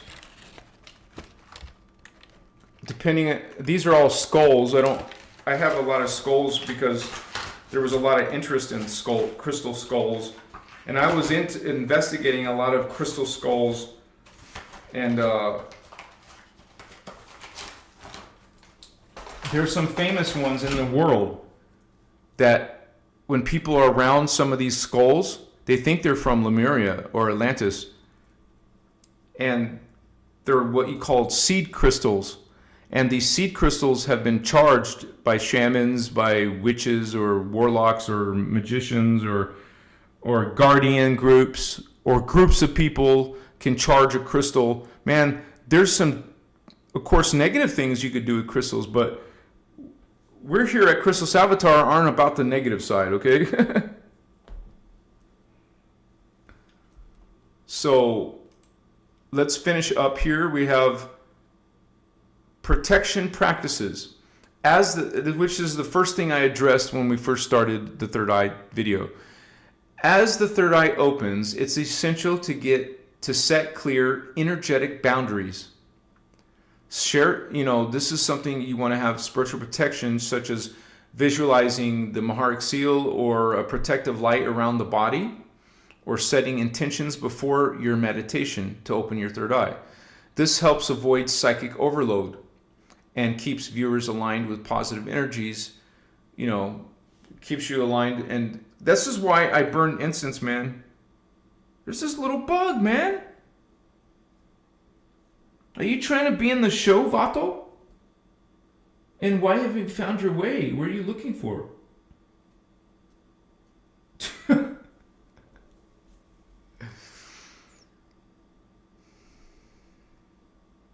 It is always important, you guys. Daily affirmations. Positive affirmations can reprogram the mind. So, program your mind to activate your third eye. Tell yourself again and again and again an affirmation. My third eye is open. My third eye is open. My third eye is open. Smile. You feel good about it. You believe it. You see it. Imagine it. Okay? This is all techniques of affirmations, daily affirmations to open your third eye. My third eye is awakening. My third eye is opened. Those are something you want to do. I trust my inner vision. I am open to receiving spiritual insight. Yes? Because you have a reason, right? What's your reason for opening your third eye? What is it you want to accomplish? Or maybe you don't have a specific reason. You just want to be psychic, baby. What's up? Holy cow.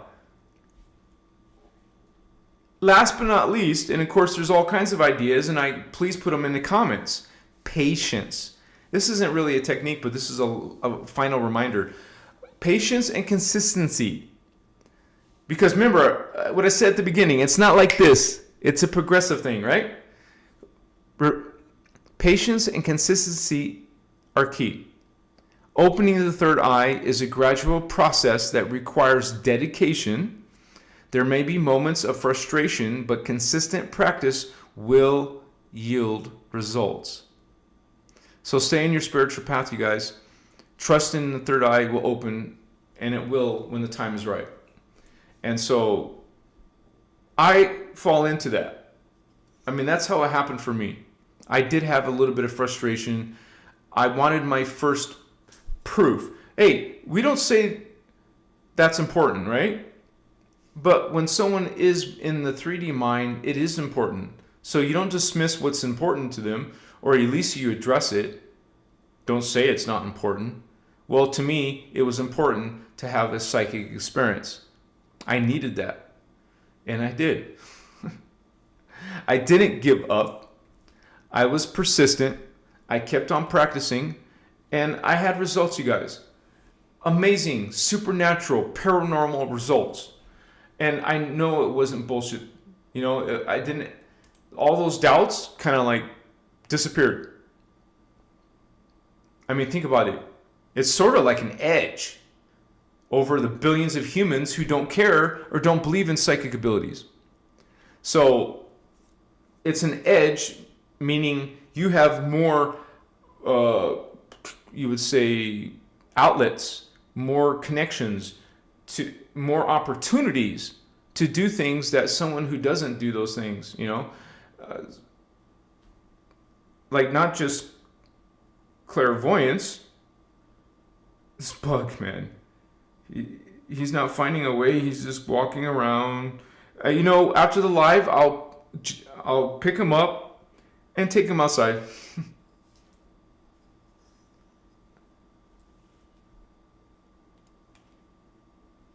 Yeah, you guys. Take care of yourself, Sarah Holder. You can do it. You can resolve this problem. But I suspect there's some reason why you're having that experience. And that is something that is very important to figure out.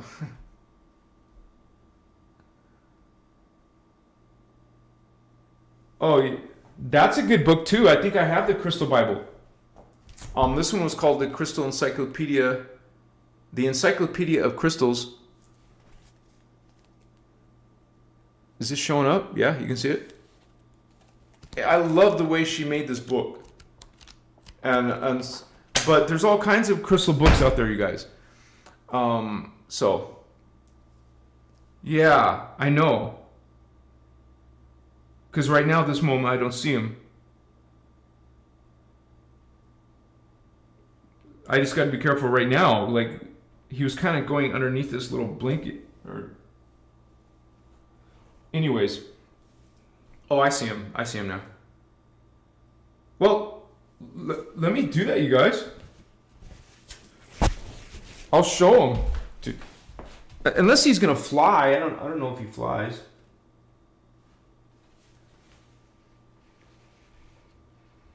Well, now he's all nervous because he knows I'm trying to get him.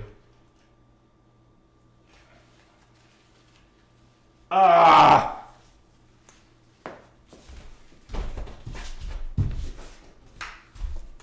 I'm using my little tool I used before.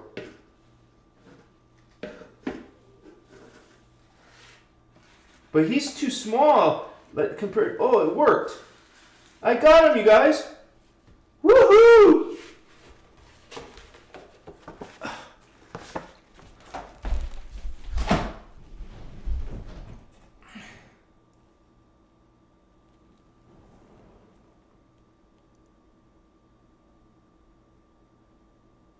Don't have to kill it. Don't have to, scare them or hurt them.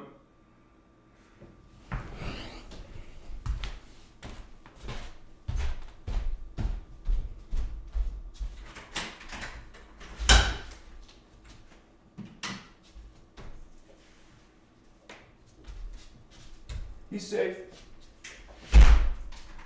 He's safe and he's in his environment.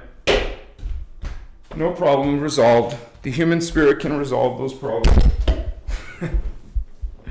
Thank you for your patience tonight, you guys.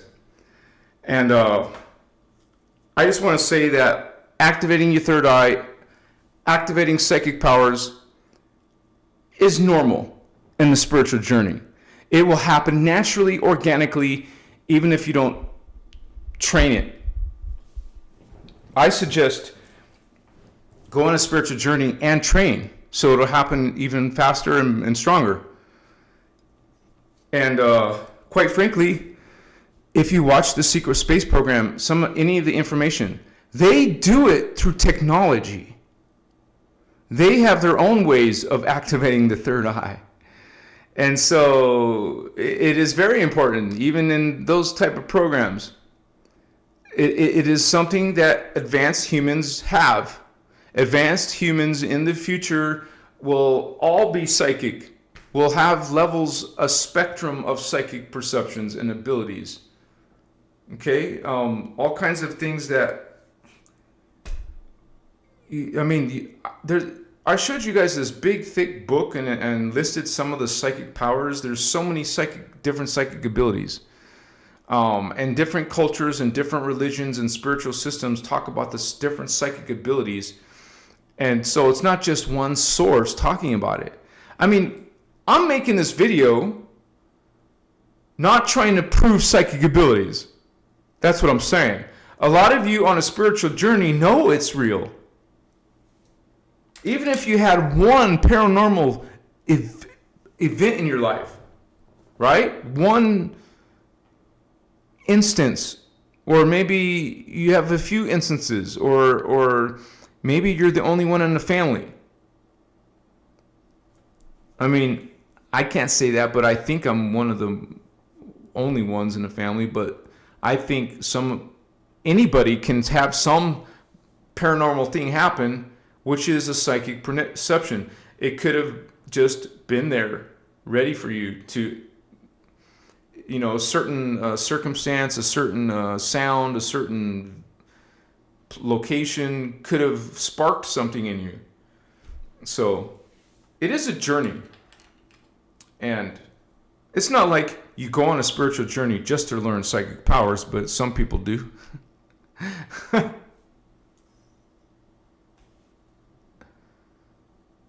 Tony Katonga. I was having a pretty crappy day, but coming on this live made me feel much better. Aw, thank you for sharing, Tony. Much respect. Yeah, we always like that, right? Well, you guys, it's up to you. It's up to you. Do you want to get lit together, or do you want to wait till Saturday? It's up to you guys. Yeah, using non-fluoride toothpaste helps. Your toothpaste doesn't have to taste good like Aquafresh or whatever your toothpaste is. And think about this. It's not like you're gonna suddenly become third eye activated as soon as you stop using fluoride toothpaste, right? You still have to learn how to decalcify it. Besides stopping whatever's calcifying it, you also want to know how to decalcify what's already calcified.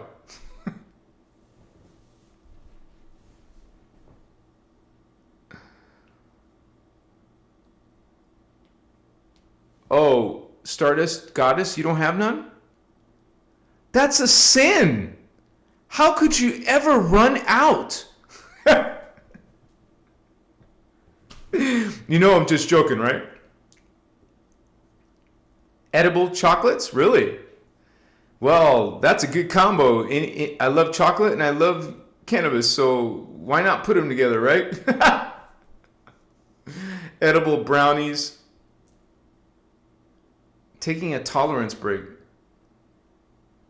What's a tolerance break? Oh, I see what you're saying. Yeah.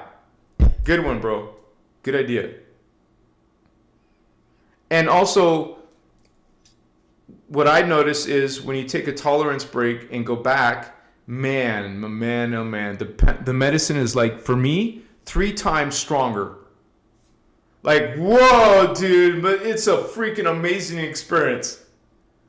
Like, I will start seeing my aura. I'll start feeling all these energies in my body, seeing clearly other versions of myself in higher dimensional levels. I'm not talking about angel and archangel level. I'm talking about avatar level, rishi levels, and ascended master levels. So I don't know what it is exactly, but I've seen myself moving cosmic energy. I don't even know what that was, except it was so profound. I believe it was beyond the time matrix, in the Kundalini. It It was like moving force. Like we talk about psychic energies and perceptions, but what about actually seeing a flow and moving a flow, an ocean of energy, stirring it and sending it, moving it? Oh my gosh. So yeah, tolerance break, baby. It'll empower things. Or if, some people disagree, let them. I recommend mushroom. Okay? Monthly mushroom. I don't even do that, but I get so busy I don't think about it or whatever. But I would say once a month you guys do mushroom. 3 to 5 grams, depending on your tolerance level or whatever. I always start off with half a gram and then do 1.5 grams and then keep checking how you feel. Take more until you start seeing visuals. Take more when you start to see visuals. Take your last bit. And talk about third eye. You're definitely using your third eye. Okay? We talked about visualization, imagination, the pineal.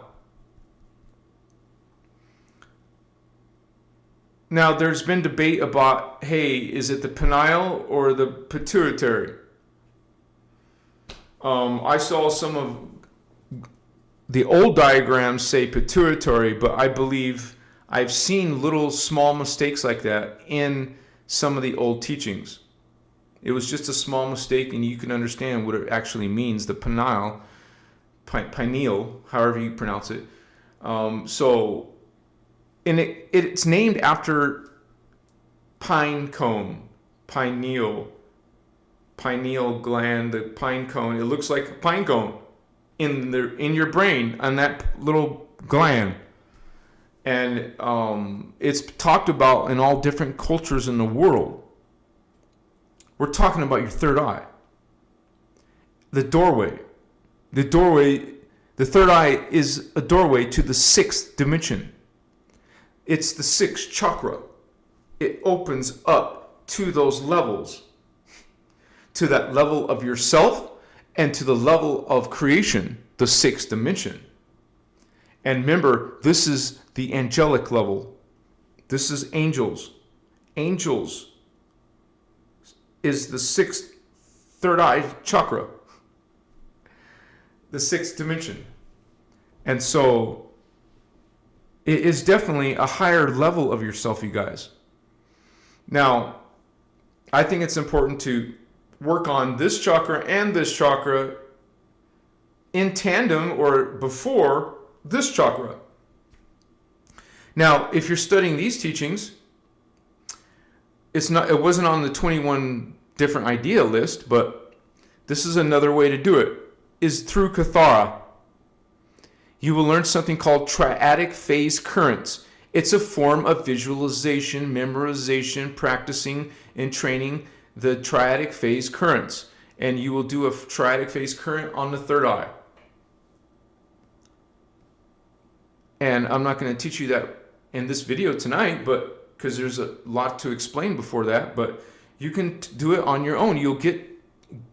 I'm not sure what disc it's on, but it is in Kathara 1. And it's actually in Kathara PDF as well. You will learn triadic phase currents and select the third eye to do it and develop it. It's probably a lot more reliable than some of these other techniques. But I'm telling you right straight up, and people are welcome to disagree, but the mushroom, man, it blasts hardcore your third eye. Why do you think you're seeing lucid colors and stuff like that?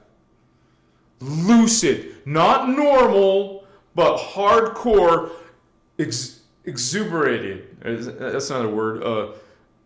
Just 10 times more, man, than what you're used to in your daily life. This is why it's so overwhelmingly efficient. And many of you have had these incredible amazing supernatural experiences from it. Of course, you can name other things like DMT or some say Aya, definitely ayahuasca. So I've never tried it, but LSD, they did it in the 60s. They started hardcore. This other guy, who's kind of famous, Terrence McKenna.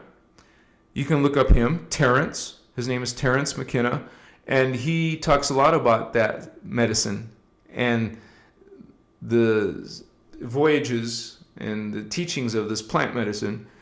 And so there's a lot of people who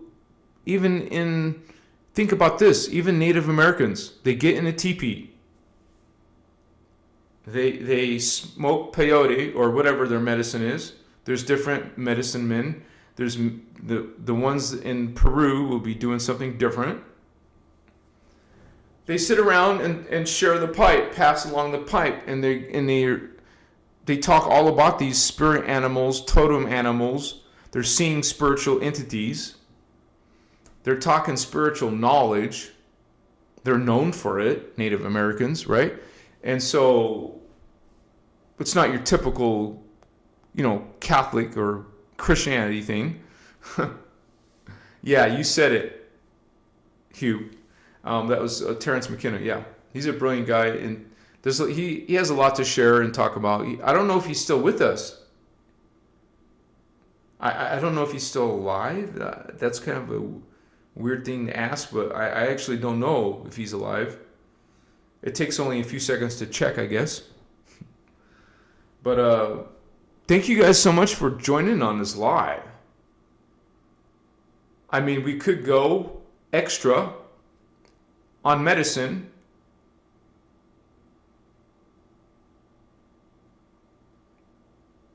So why not?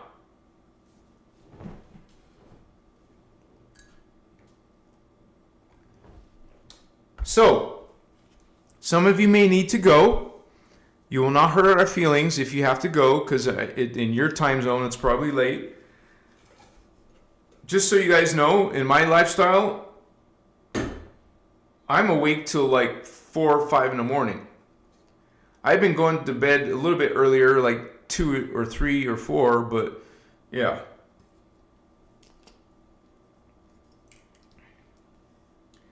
I don't know about you, but this changed my life. Even this simple medicine. You call it simple. Hey, Hulu. All right, Kuzra. Celine, my sister. I want to get lit with you in real life. Come on, what's up? Some of you we got to meet. Like, we'll have something in Sedona or maybe Las Vegas desert. I don't know. Once I get more resources, we're going to have more group get-togethers. And I know Amber wants that, right? Amber talks about that too. But instead of living an ordinary life, this medicine, this common, simple medicine, changed my life and helped me, you would say, experience a whole nother lifestyle, a whole nother experience. And I can't even relate. I mean, share some of the things I've had with my family. My dad, maybe. But in their idea, they're just getting high. There is no conceived ideas of, hey, you're shifting your consciousness, which is what you are. You're not the body. Your consciousness is shifting by raising in frequency. Okay, this consciousness is moving.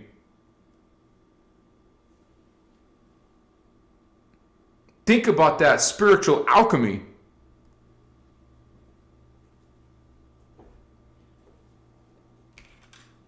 And you look at it as consciousness. This is consciousness. It is alive. Think of it as a group, as a collective. You are co-creating with plant medicine. You don't always have to. Eventually, you'll be completely doing it naturally. You notice that's always part of my message. I always say that at the end, that hey, you don't want to rely on medicine. It's not meant to be a crutch.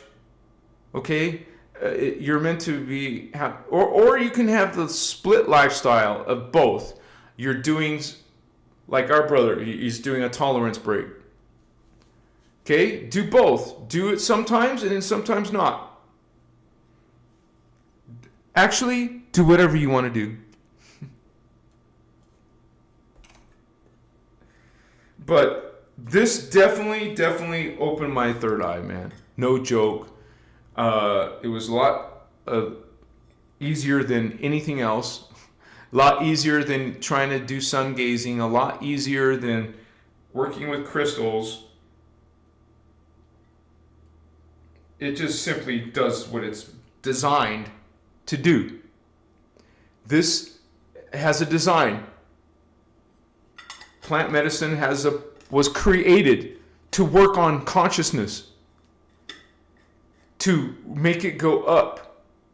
Of course, in the 3D world, we have all kinds of distortions of what that means. Oops. There's all kinds of ideas and distorted ideas of what that means.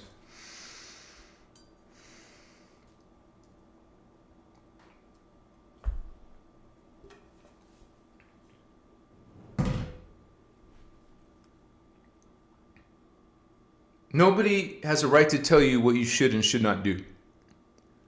Now, this is something that we learn in the inner Christos law of one point of view. We love each other, bless all each other, be kind to each other, Omni Christos love, eternal joy, bliss, grace, mindfulness, accountability, impeccability. Okay, we're practicing the 12 attitudes of mastery. What's up?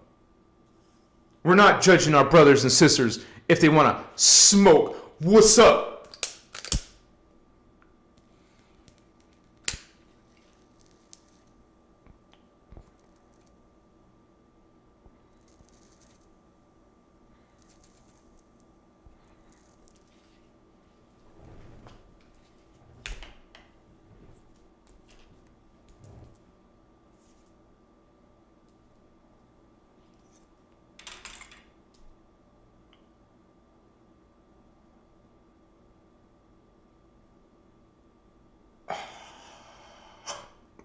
It's hard to hold my breath when there's smoke in it with my mouth closed. It's hard to keep my mouth closed when I have smoke. So, activating the third eye. Working with medicine. I feel it right now moving.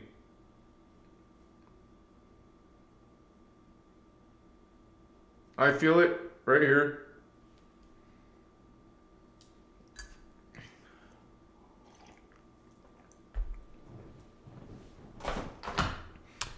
I will normally be in darkness. I will normally have earplugs.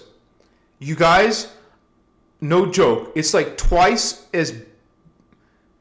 more effective with earplugs. Try it. If you don't believe me, just try it. It makes a huge difference with earplugs. Now, you don't always want to not be able to hear what's around you. But if I'm in a safe space, everything's cool and I'm protected and cleansed and all that, I'm going to put earplugs in. And connect a lot stronger.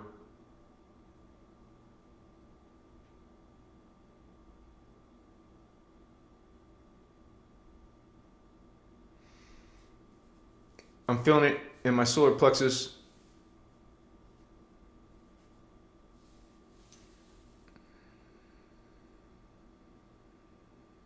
I feel it behind my neck.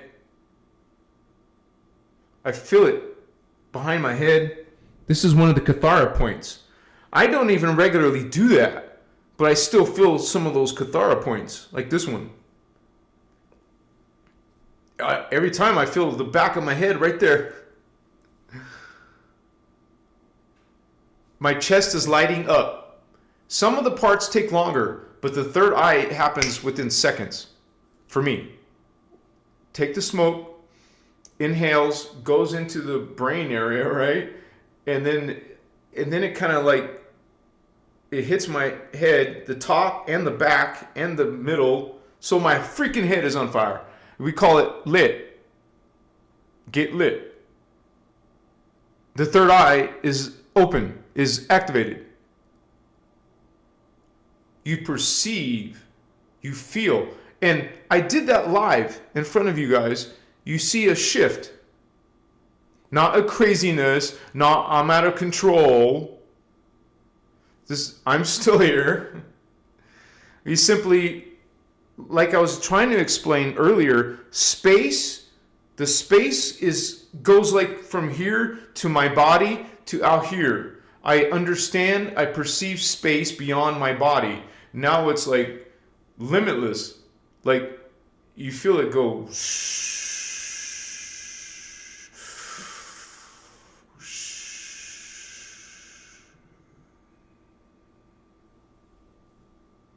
but I still have to come down here to speak to the 3D.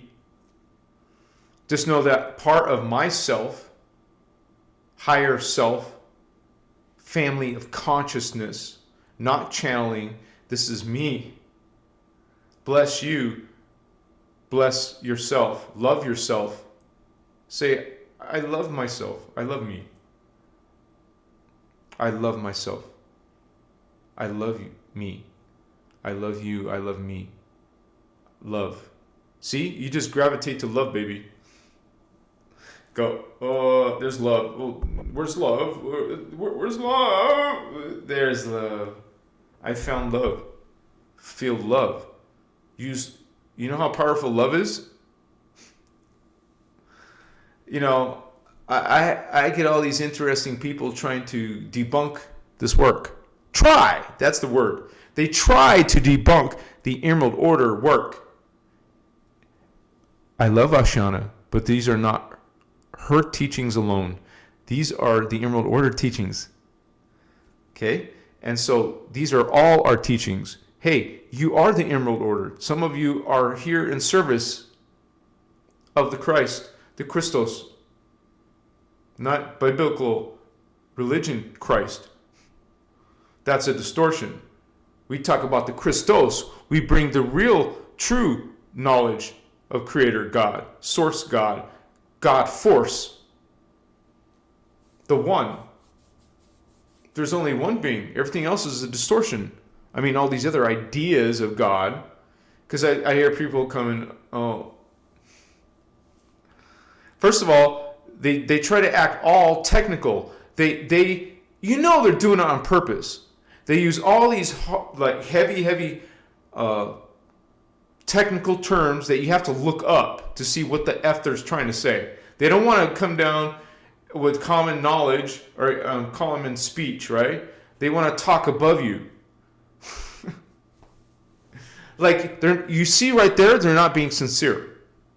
Insincerity, but you don't judge them because we don't do that. We're guardians. But you know what's up.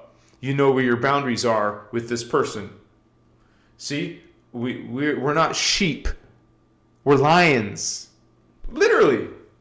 There is a part of ourselves where human race come from. Kitty cats, vatos. And I mean 12th dimensional kitties. No, the real alien beings who look like cats, but they're upright, you know, bipedal cat people. Human, okay, it's better to say feline humanoid. So you know it's like a human shape, but it's a feline appearance. Feline facial features. Feline lion nose. feline ears.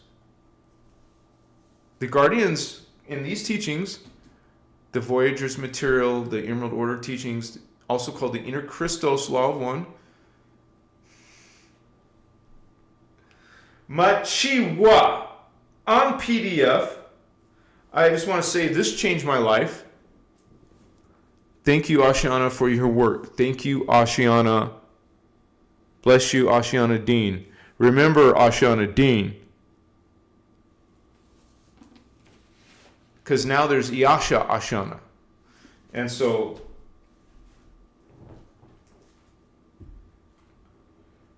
this is much gratitude to Ashiana. Much love to Ashiana.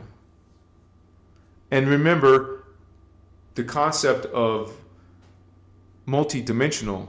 Ashiana is a collective.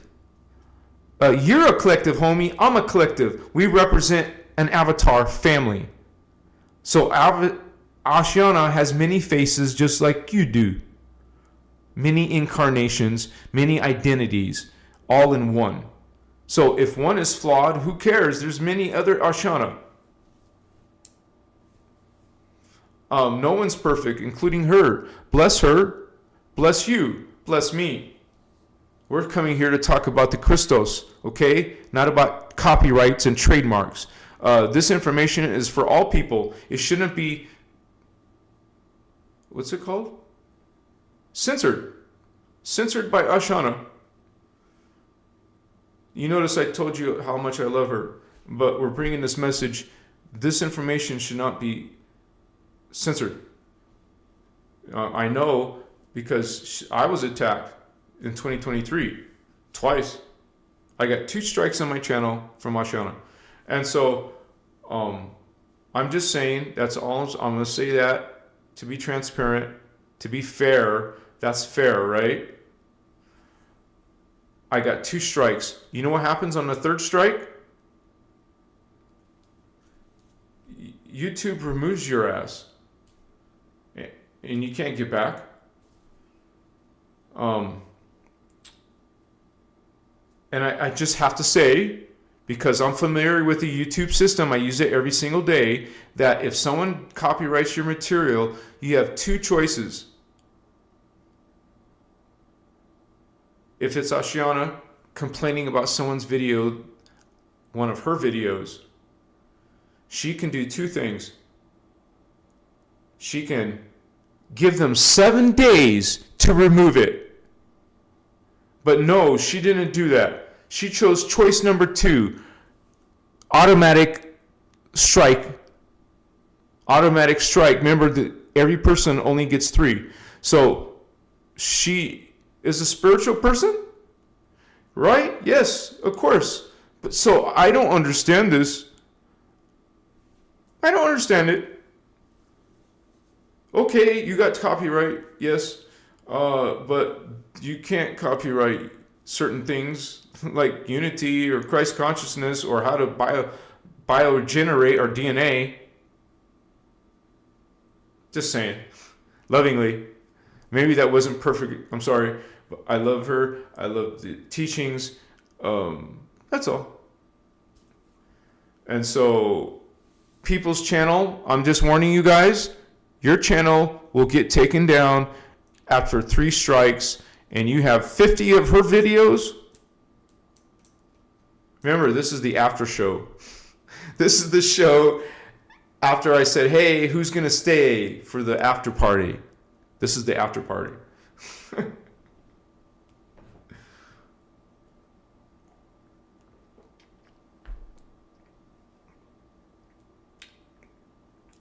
And my last request is, bring us all together, Ashiana. Bring us all together again. And the only way you're going to bring us all together, bring the shield back together, even if there's only one speaker. Even if there's only one speaker, we can still have a shield. There's many indigo children here, many starseeds here. So please, bring us all together by coming out and speaking openly about the split in the shield. It doesn't have to be any hot gossip. We just want an explanation from You. Not this person's opinion. Certainly not this person's opinion only. Not just that person's opinion. Anybody's opinion. We don't want opinions. We want it straight from you. This should have been, even if you don't want to do that on video, please do it by letter. Please make a letter for all of us.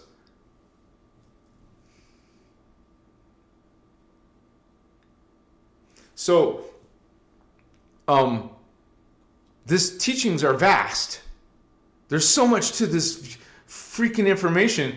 No, seriously, you could take a lifetime trying to master it all, or much less learn it all, know it all, and it's in Ashiana's head. Speaker 1 is a badass, no doubt. You think this spiritual badass, this Eckhart, wow, where am I coming from? Wow, that's interesting, right? Now I'm like cheering her on. How could an Eckhart be punked by a Toth? Think about it. Because she had weaknesses. She didn't forget her mechanics. You know, spiritual kung fu, I think Ashiana would kick their ass. I'm just saying. Maybe I'm not seeing, maybe I'm denying. No. Because am I going to take Michael Dean's word? No. I mean, I got to throw him some respect. Because, of course, he could have been good sometimes. Right? Bless Michael Dean. But, shit, man. Vato, what's up? But I can't even talk like that. We can't talk like that because I believe he's been passed away. So we can't say nothing disrespectful. But we're trying to explain and understand something. Like, right? Like, we're a family. We should be open. I mean, if you want a private community, just let it, people following the teachings join.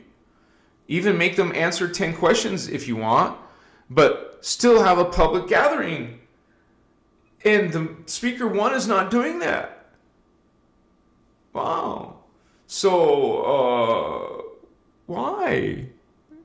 Why? That's all I'm wondering. So, I'm unofficial. But I'm going to do it. I'm the unofficial guy. And I say that because I'm not formally part of her group. Honestly, I don't even know if she knows I exist. No, she put 2 strikes on my ass so she knows I exist. So, by the way, that was last year when I first started the channel. No, it was 2022 then. Oh, I started in 2021, but that was only for a few shows, and then 22. So yeah, around this time. See, I can say this in fun and joy because it's all about love. Whatever happened. We don't just fall apart. So I think this whole concept of the shield split, what? Why are you calling it anything a split? We still coming together, homie. You calling it a split? We're still together. We're still talking about it. We're still living it. We feel it. There's no split. I'm uniting with the Guardian Alliance. I'm aligning with the feline humanoids. The Anuhazi. It's my name now, homie. What's up, Anuhazi? Bless you, holy ones. Makaye, Masutas. Amaeshua, Vashokama, Iteewaha. I can speak a little light language. Let it come through. I feel this connection.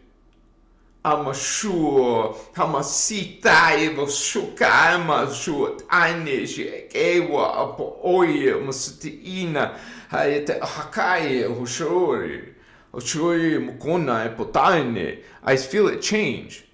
It will start with one being and then switch to another part of myself.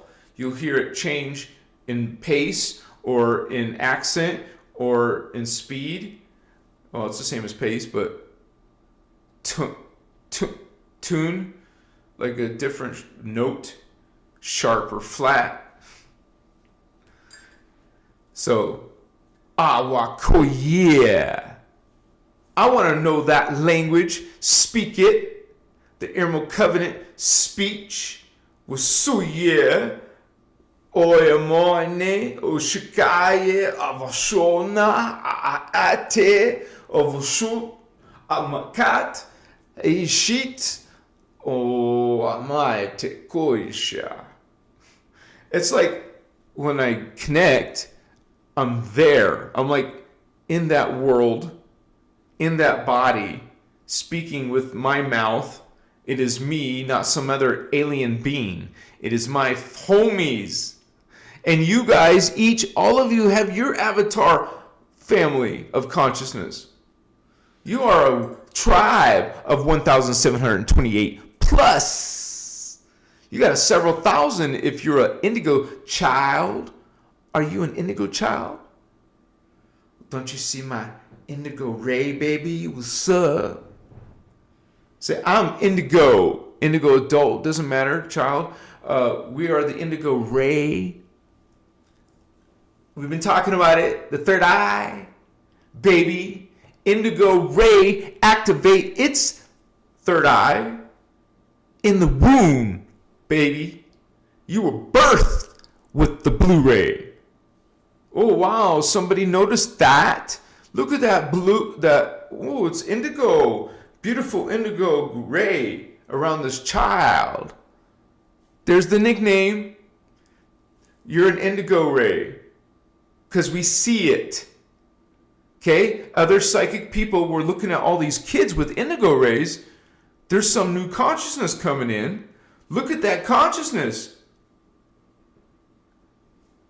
And that's what I'm saying. Look at that consciousness. Look at indigo children, man. The new breed being noticed by teachers, psychologists, parents. What's going on with this kid? There's something different here. Oh, hi, yeah. Yeah, it's got 2 soul essences in it. It's in a spiritual war. Your kid's going to be, dramatic. Your life's going to be dramatic as a parent now because of this indigo child, type 3. Bless you, indigo type 3s. Your life is a challenge. Your life is, wow, damn. What did I do? In my past life or something? Why is this happening to me? You know, you're like angry because you're like getting beat up in life. Life is treating you like garbage, man. And you're sick and tired of it. And you're getting angry. You can see a lot of angry indigo type 3s. It's just the battle within, man. They got a Nephilim, fallen angelic, 11th dimensional extraterrestrial, Anunnaki, Nephilim Anunnaki, in their body with them, which is the indigo part is an Orifeme indigo child, indigo Orifeme child. So remember, we're always connected. We're connected. The human race is connected to the Orifeme. They're the ones who created us, the Orifeme.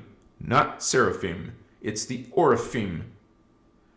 And there's also something called Elohim, Machiwa, and Seraphim. You see, the Femes, the angels, Orifeme, Azurite, Indigo Azurite, human, or Orifeme human. Okay? Because that's who created us. So I noticed it kind of like a protocol in the Voyager's material. They repeat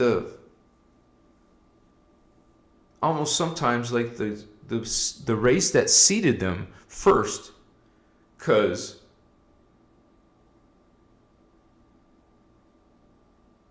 like we use surnames, like our family's name. Awakasna. So, I don't know, man. It's just an awakening happening on earth, and I feel so good to be part of these teachings that are affecting this awakening on earth. Like, I'm going to be a piece of that. I'm a fragment of that. Some of you are doing that. Like Zoto Zen TV. Look, he's calling himself TV. He has a channel. He makes content. People are speaking. You are incarnating holy beings. You are indigo children, angels, archangels, angelic humans coming to earth to help our past selves. If you think about it, we're these beings from Tara coming back to incarnate in the past on a lower density, a lower planet in the 3D, just to help ourselves resolve some future problem. So we went to the past to fix. That's what we're doing here on earth. We're in the past trying to fix something. But guess what? The fallen angels followed us here. Oh, they're here as negative aliens. That's what they are. They're the same thing as angels. Angels are aliens. Archangels are aliens. Demons are aliens. People got it backwards, though. They think the demons are aliens. They say, oh, that alien's a demon. I get comments like that I'm making videos about demons. You see how low vibe consciousness, and then they'll just quote Bible verses or something, and they can't really engage in conversation. And then you got trolls using these you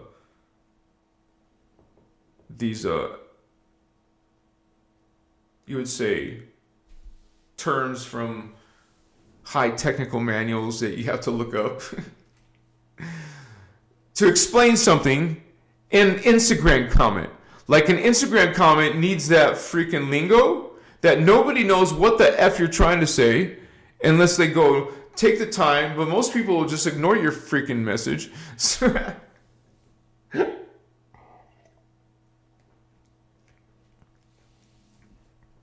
So you will find out when you're shining your light in the world. Yes, a lot of people are going to love it and thankful to it. Just like a lot of you are doing that to me. You're going to have that experience happen to you when you shine your light. You shine some light in this world, guess what? Of course, a lot of people are going to love it, but you're going to get your fair share of haters. The dark side attacking you, trying to pull you down to their level. I don't think so. I am God. I am sovereign. I am free. Bitches, back off on my sovereignty. You ain't enslaving me in that kuchaknetsu. That was some ancient tongue reminding you, Apuche Musuta Sakaye Masu Avakoye. It's like, where in the world? I never went to no college. I never studied those languages. But they flow. No pausing, no stuttering, no, thinking about it. Just a flow, constant. It is no planning. I'm not reading a script. It's just Chikaye.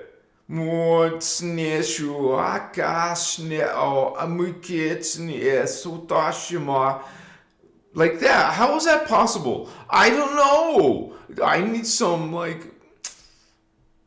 translators to come in and say, what language is this? Can you identify this languages I'm speaking? It's from, I don't know how to explain it to somebody. Like, I go to a professional translator. They usually need to know what the language is that they're trying to translate, but I don't know. I need you to tell me what languages is. Do any of you know some of these languages? Because I swear, I've had some people tell me, yes, they confirm some of the words that my light language is saying. Now, I'm not like this, who Who's this guy who does this channeling? He's some famous dude. Something Bar or something. Man, why is my brain suddenly don't remember it? Bashar. A bar. But Bashar.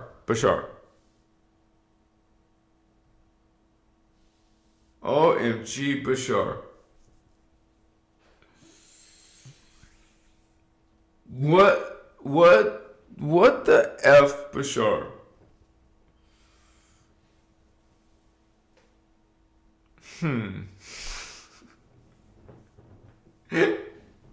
What's coming through? What's coming through about Bashar?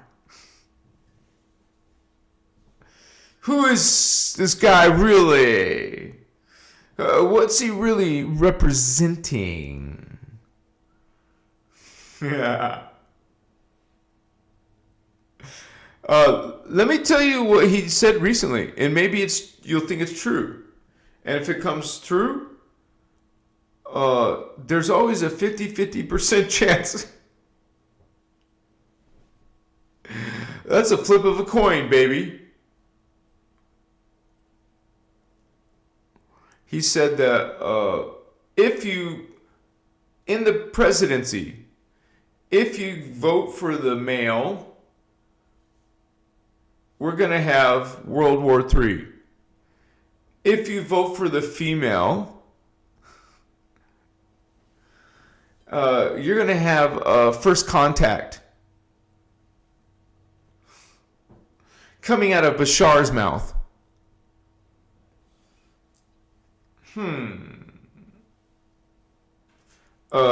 Do you guys remember me telling you that the first aliens that make first contact are not the good guys? That's coming out of Alshana's mouth. That was on one of her workshops. I remember that clearly. And so,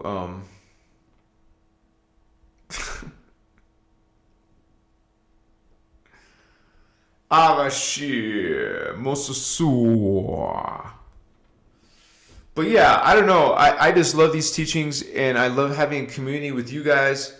How so many of us, we get over 100 a night almost every time. So that's a great sign that there's a lot of us really into these teachings together. We love each other. We're not meant to judge each other. We can actually be friends and disagree on certain things. Thank you for those hearts, Holy One. Give me a kiss. Bless you. But yeah, you guys, you know what to do. You know what I'm saying? We got this. We're not alone. The guardians are with us. You're not alone. You have your other selves. Meet your other selves. The love and light ones. Maybe you have some shadow selves, dark selves.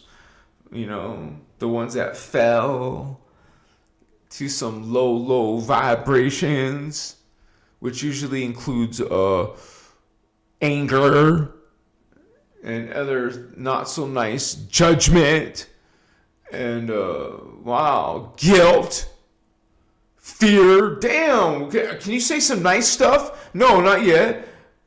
Devalue women. Yeah, sexist patriarchy, of course. What do you expect? Not much. They got a track record, the church, the Vatican. Who's the Vatican, really? Really? Who is that cobra, snake, reptilian, Satanist, not Word of God? Oh, but that Word of God, yeah. That Word of God is Metatron, death science. According to these teachings, not moi. I didn't come up with that one. Kudos to Emerald Covenant. For life, bitches. That's what I say, for life. EC, baby. We'll have our own gangsta, indigo gangsta, avatar gangsta handshakes. They want to be a gang. We're going to be a gang. We're a Christos gang. And this is our EC. Oh, you can say JC. We're going to say EC. It's not about one person. It's all of us. We made a contract. We agreed to the Emerald Covenant. We agreed. Lightworkers, hold up our agreement. All the fallen beings, they reneged. Yeah. That didn't suit them well. So, no, thank you. No, they don't want to get along with Guardians. They want power. That defeats their goals, their agendas. They want to be dominating and controlling other life. This is the way of the vampire. And this is coming about because they fell into the phantom universe, which is finite, which is eventual death and destruction. But they're creating some artificial life, or they're sustaining themselves. They're still feeding off a source. They feed off the living universe. Okay, they did all these technologies and are able to, I'm making this in the Metatron video coming up. I just got to get to it, man. I got so much going on. But I'll keep on trunking. And it doesn't even matter what my age is because I have the energy to keep on going. I'm not done yet. We're not done yet. We got Guardian Alliance here. We got Emerald Covenant. We got some Ascended Masters here. We got some heavy hitters here. We're going to make a difference in this spiritual war. And we do it peacefully through consciousness. Right? We're not into aggression or negativity or violence or judgment or thinking someone's better or worse. That's newbie shit. You haven't gotten over that yet, honey? Right? Grow the F up. Step up. Man, woman up. Priest up. You're a priest king, magi king, a magician king. This is what we are, priests and priestesses of light. Inner Christos light. Emerald Covenant for life. We're EC gangsters. That sounds cool, right? Emerald Covenant gangster, man. Sup? You feel like the lion pride. You feel the pride. Family. Standing in the Christos. Standing in the Christos. Standing in God's original intention.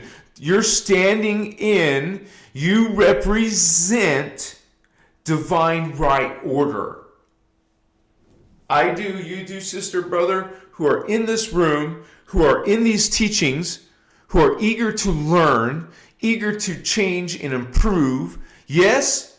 Hell yeah, baby. What's up? We're kicking some demonic ass. We're exposing the light, the darkness, attacking the light. Those extraterrestrial races, the Anunnaki races, the reptilian races, the dragon races. There's all kinds of beings who hate us, who want to conquer us, who want to take what we got, our planet, our energies, our soul contract. They want to own us. Then you would be in misery and affliction and death, torture, sacrifice, all the dark, twisted, sick shit of these fallen beings. Wow. No thank you, right? Shikas Masul. You won't allow this consciousness to return, man. We're transmuting it. We transmute this dark shadow, phantom.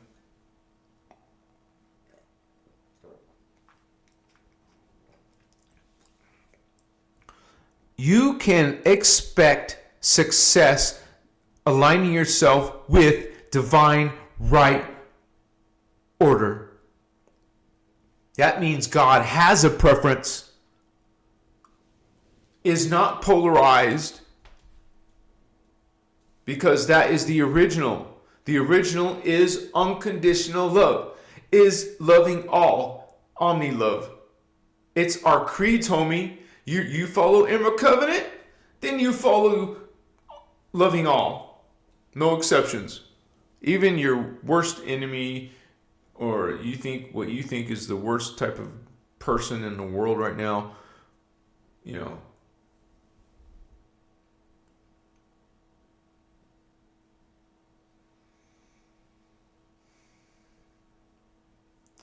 So those of you who actually activate your third eye, you're going to be witnessing all these things happening in the world. I mean, beyond the superficial, beyond the 3D world. It's kind of like you find proof. Like you're working in it, baby.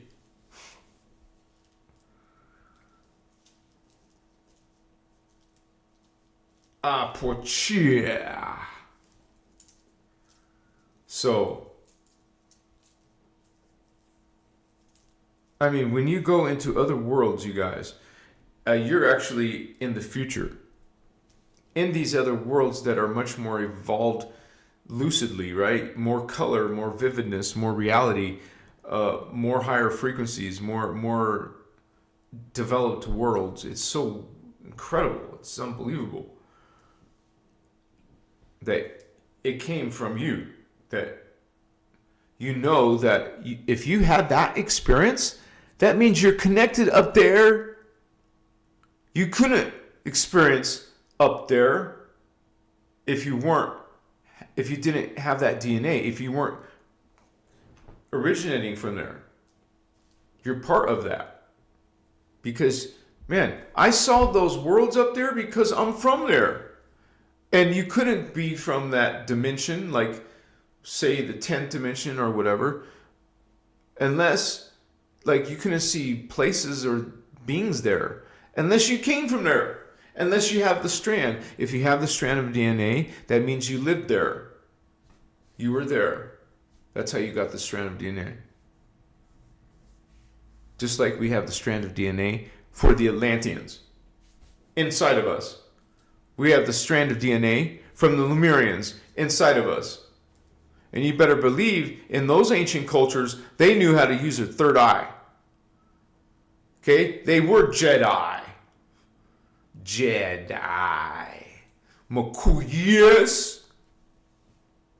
They were using the Force, psychic powers, telekinetics, Mukush. Levitation, telepathy, mind to mind, out of body, near death. Kuchas, you will see those worlds, man, and feel just as real as this reality. That's real, but this is real. But which one's real? They're both real. But you experience it at different space-time. Space-time's an illusion, but we make reference to it in the hologram. What's up, gangsta? EC, Emerald Covenant for life, bitches. What's up? I feel good. I hope you feel good. Because we're having a starseed party. And you're invited to the after party. We won't be drinking no vodka, even though I have before in the past. I wasn't perfect. Come on. I like to party. I like to dance. You know, get it down. You know, get that vibe, get that beat. Now I dance around a drum circle in the wilderness, in the night, around a bonfire. But now we don't have the seasoning. Dude, I'm so sad. The drum circle seasoning, they're not going to have them till March now. I mean, the big one. We're going to have ones at parks and stuff in that desert area that you saw near the beautiful mountains. I know all of you didn't see it because that video doesn't get as many views as another, live. But that's okay. It's no big deal. It's not part of the Christos, right? Drum circle. Yeah, it's this really cool vibe, man, because it's not just me. It's entertaining.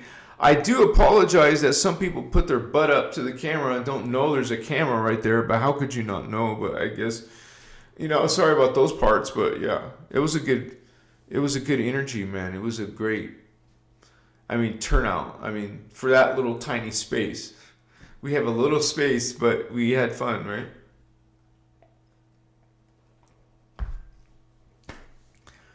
Thank you, homies, for hanging with me for an extra hour.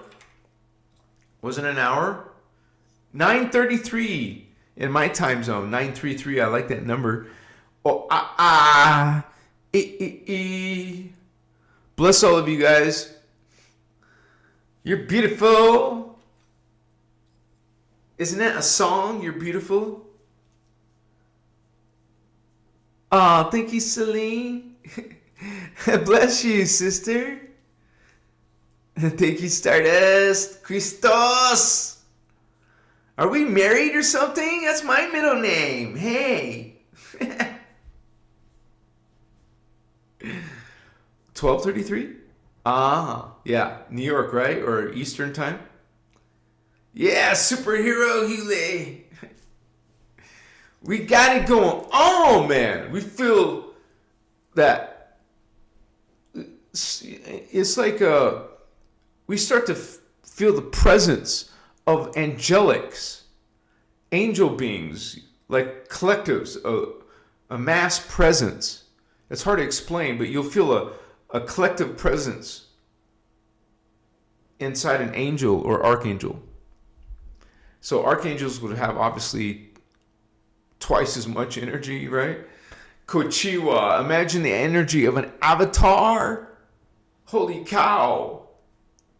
Like, you have this much energy, but the next generation, it's like you go from kilobyte to megabyte.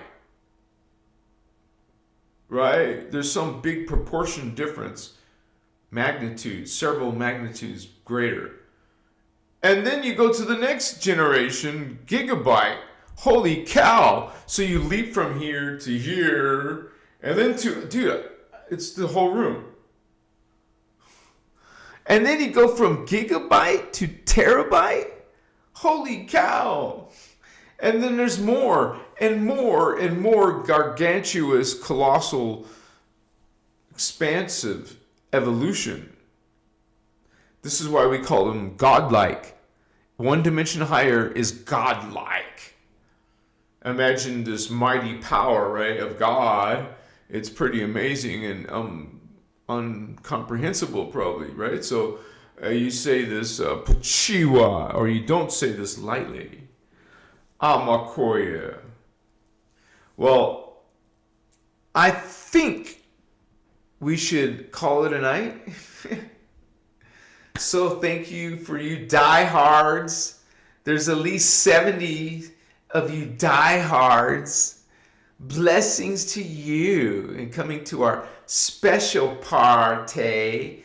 Better than P. Diddy, bitches. What's up? That gangster going down. He's just a little baby shark, though. There's much, much bigger,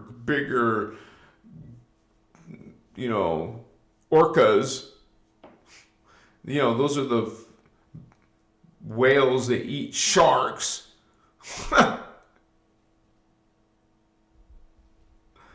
It's called a whale killer. So this thing goes after smaller and bigger beings. Damn. Now that sounds like a dark being, a dark entity, right? It's against all life. It's just killing everything, or it can, or whatever.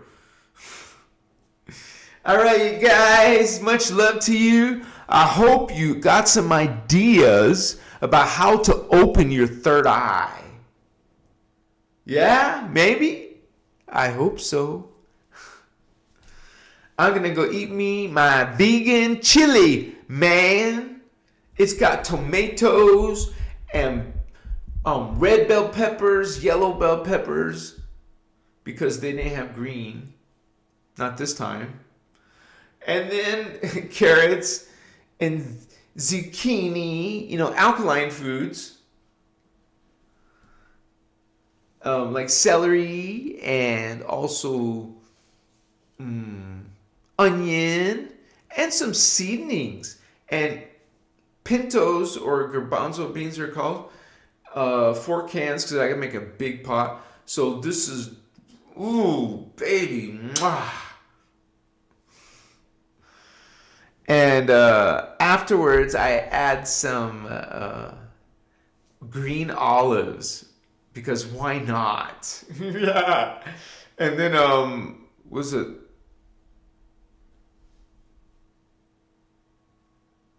some peppers? They're like canned peppers. They're in the Hispanic foods aisle. It's about the only thing I need from there. But also some big cans. I see it's cheaper when you buy the bigger can. So I did that. And put that. I don't know if that ruins my alkaline meal. It's just a little bit. Come on. And then I'll feed my kitty cats. They're not mine. They're just wild cats. And feral cats, you call them, right? Feral.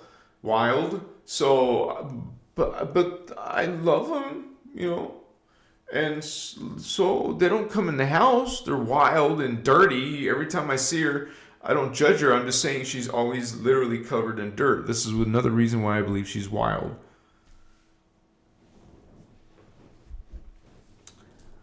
But she came in my house a few times. Like when I'm making the food for her, I get the canned food, the dry food, sometimes a little bowl of milk.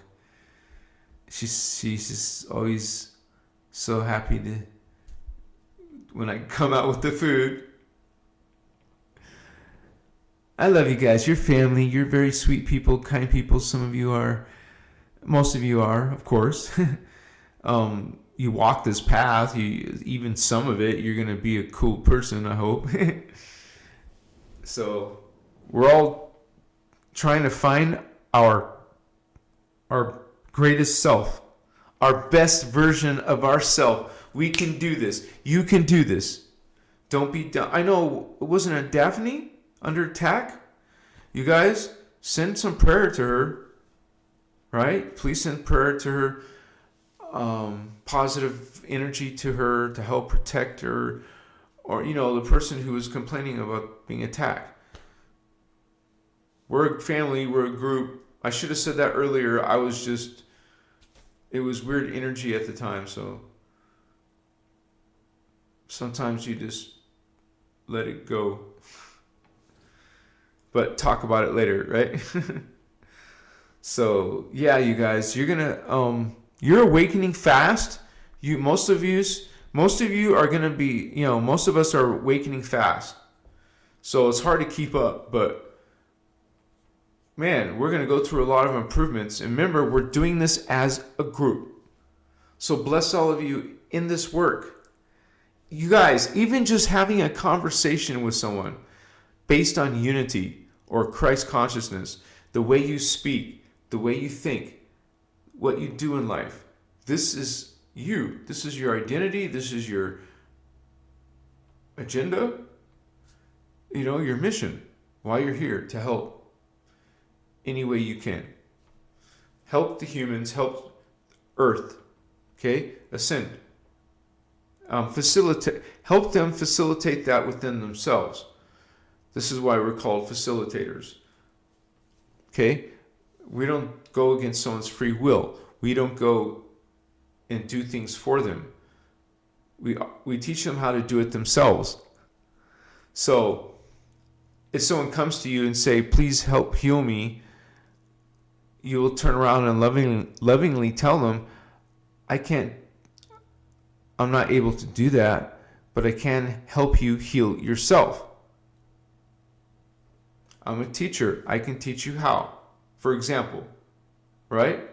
So you guys have a very unique perspective to give advice to people who ask you questions for it. Okay, they probably won't expect your kind of answer. You know, a lot of times you'll see, I'll notice people say how they agree. They'll say, I agree, or I feel the same way, or something.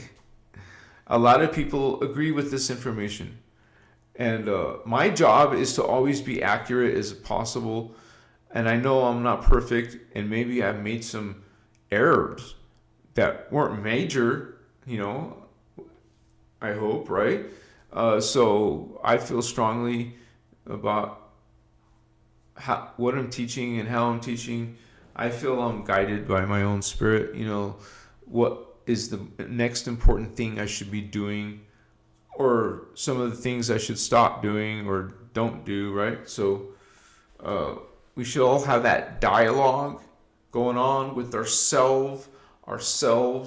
We're multidimensional. We're multi-time. I'm from this time and that time. Sorry, it's so hard for me to say goodnight. I know. I love you guys. Have sweet dreams.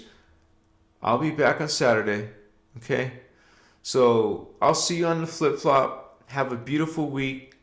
Bless all of you.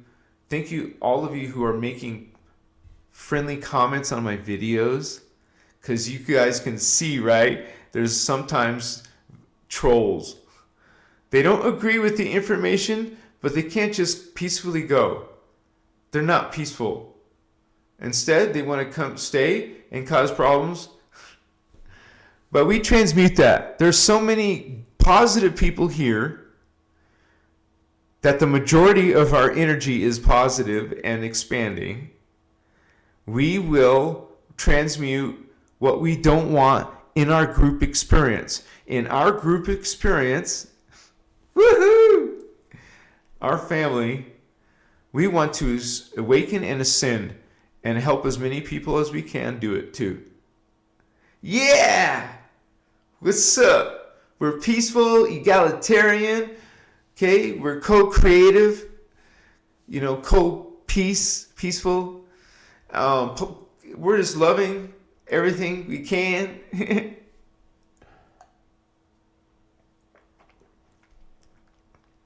Good night, sweethearts. Blessings to all of you. It's a great time to be alive. We're going to make a difference in this timeline. We're going to make sure we're part of the positive timeline.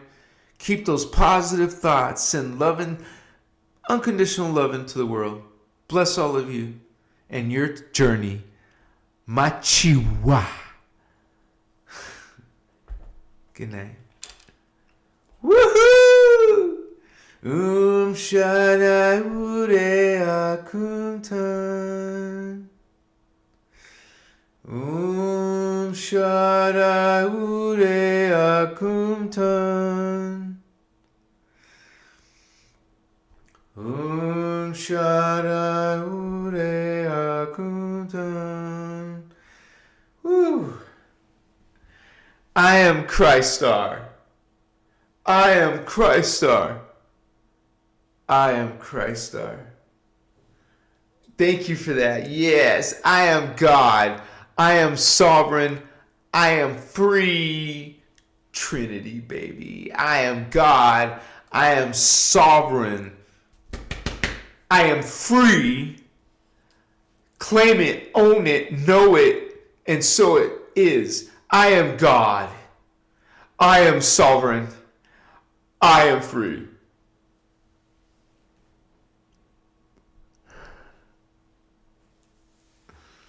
Quiz.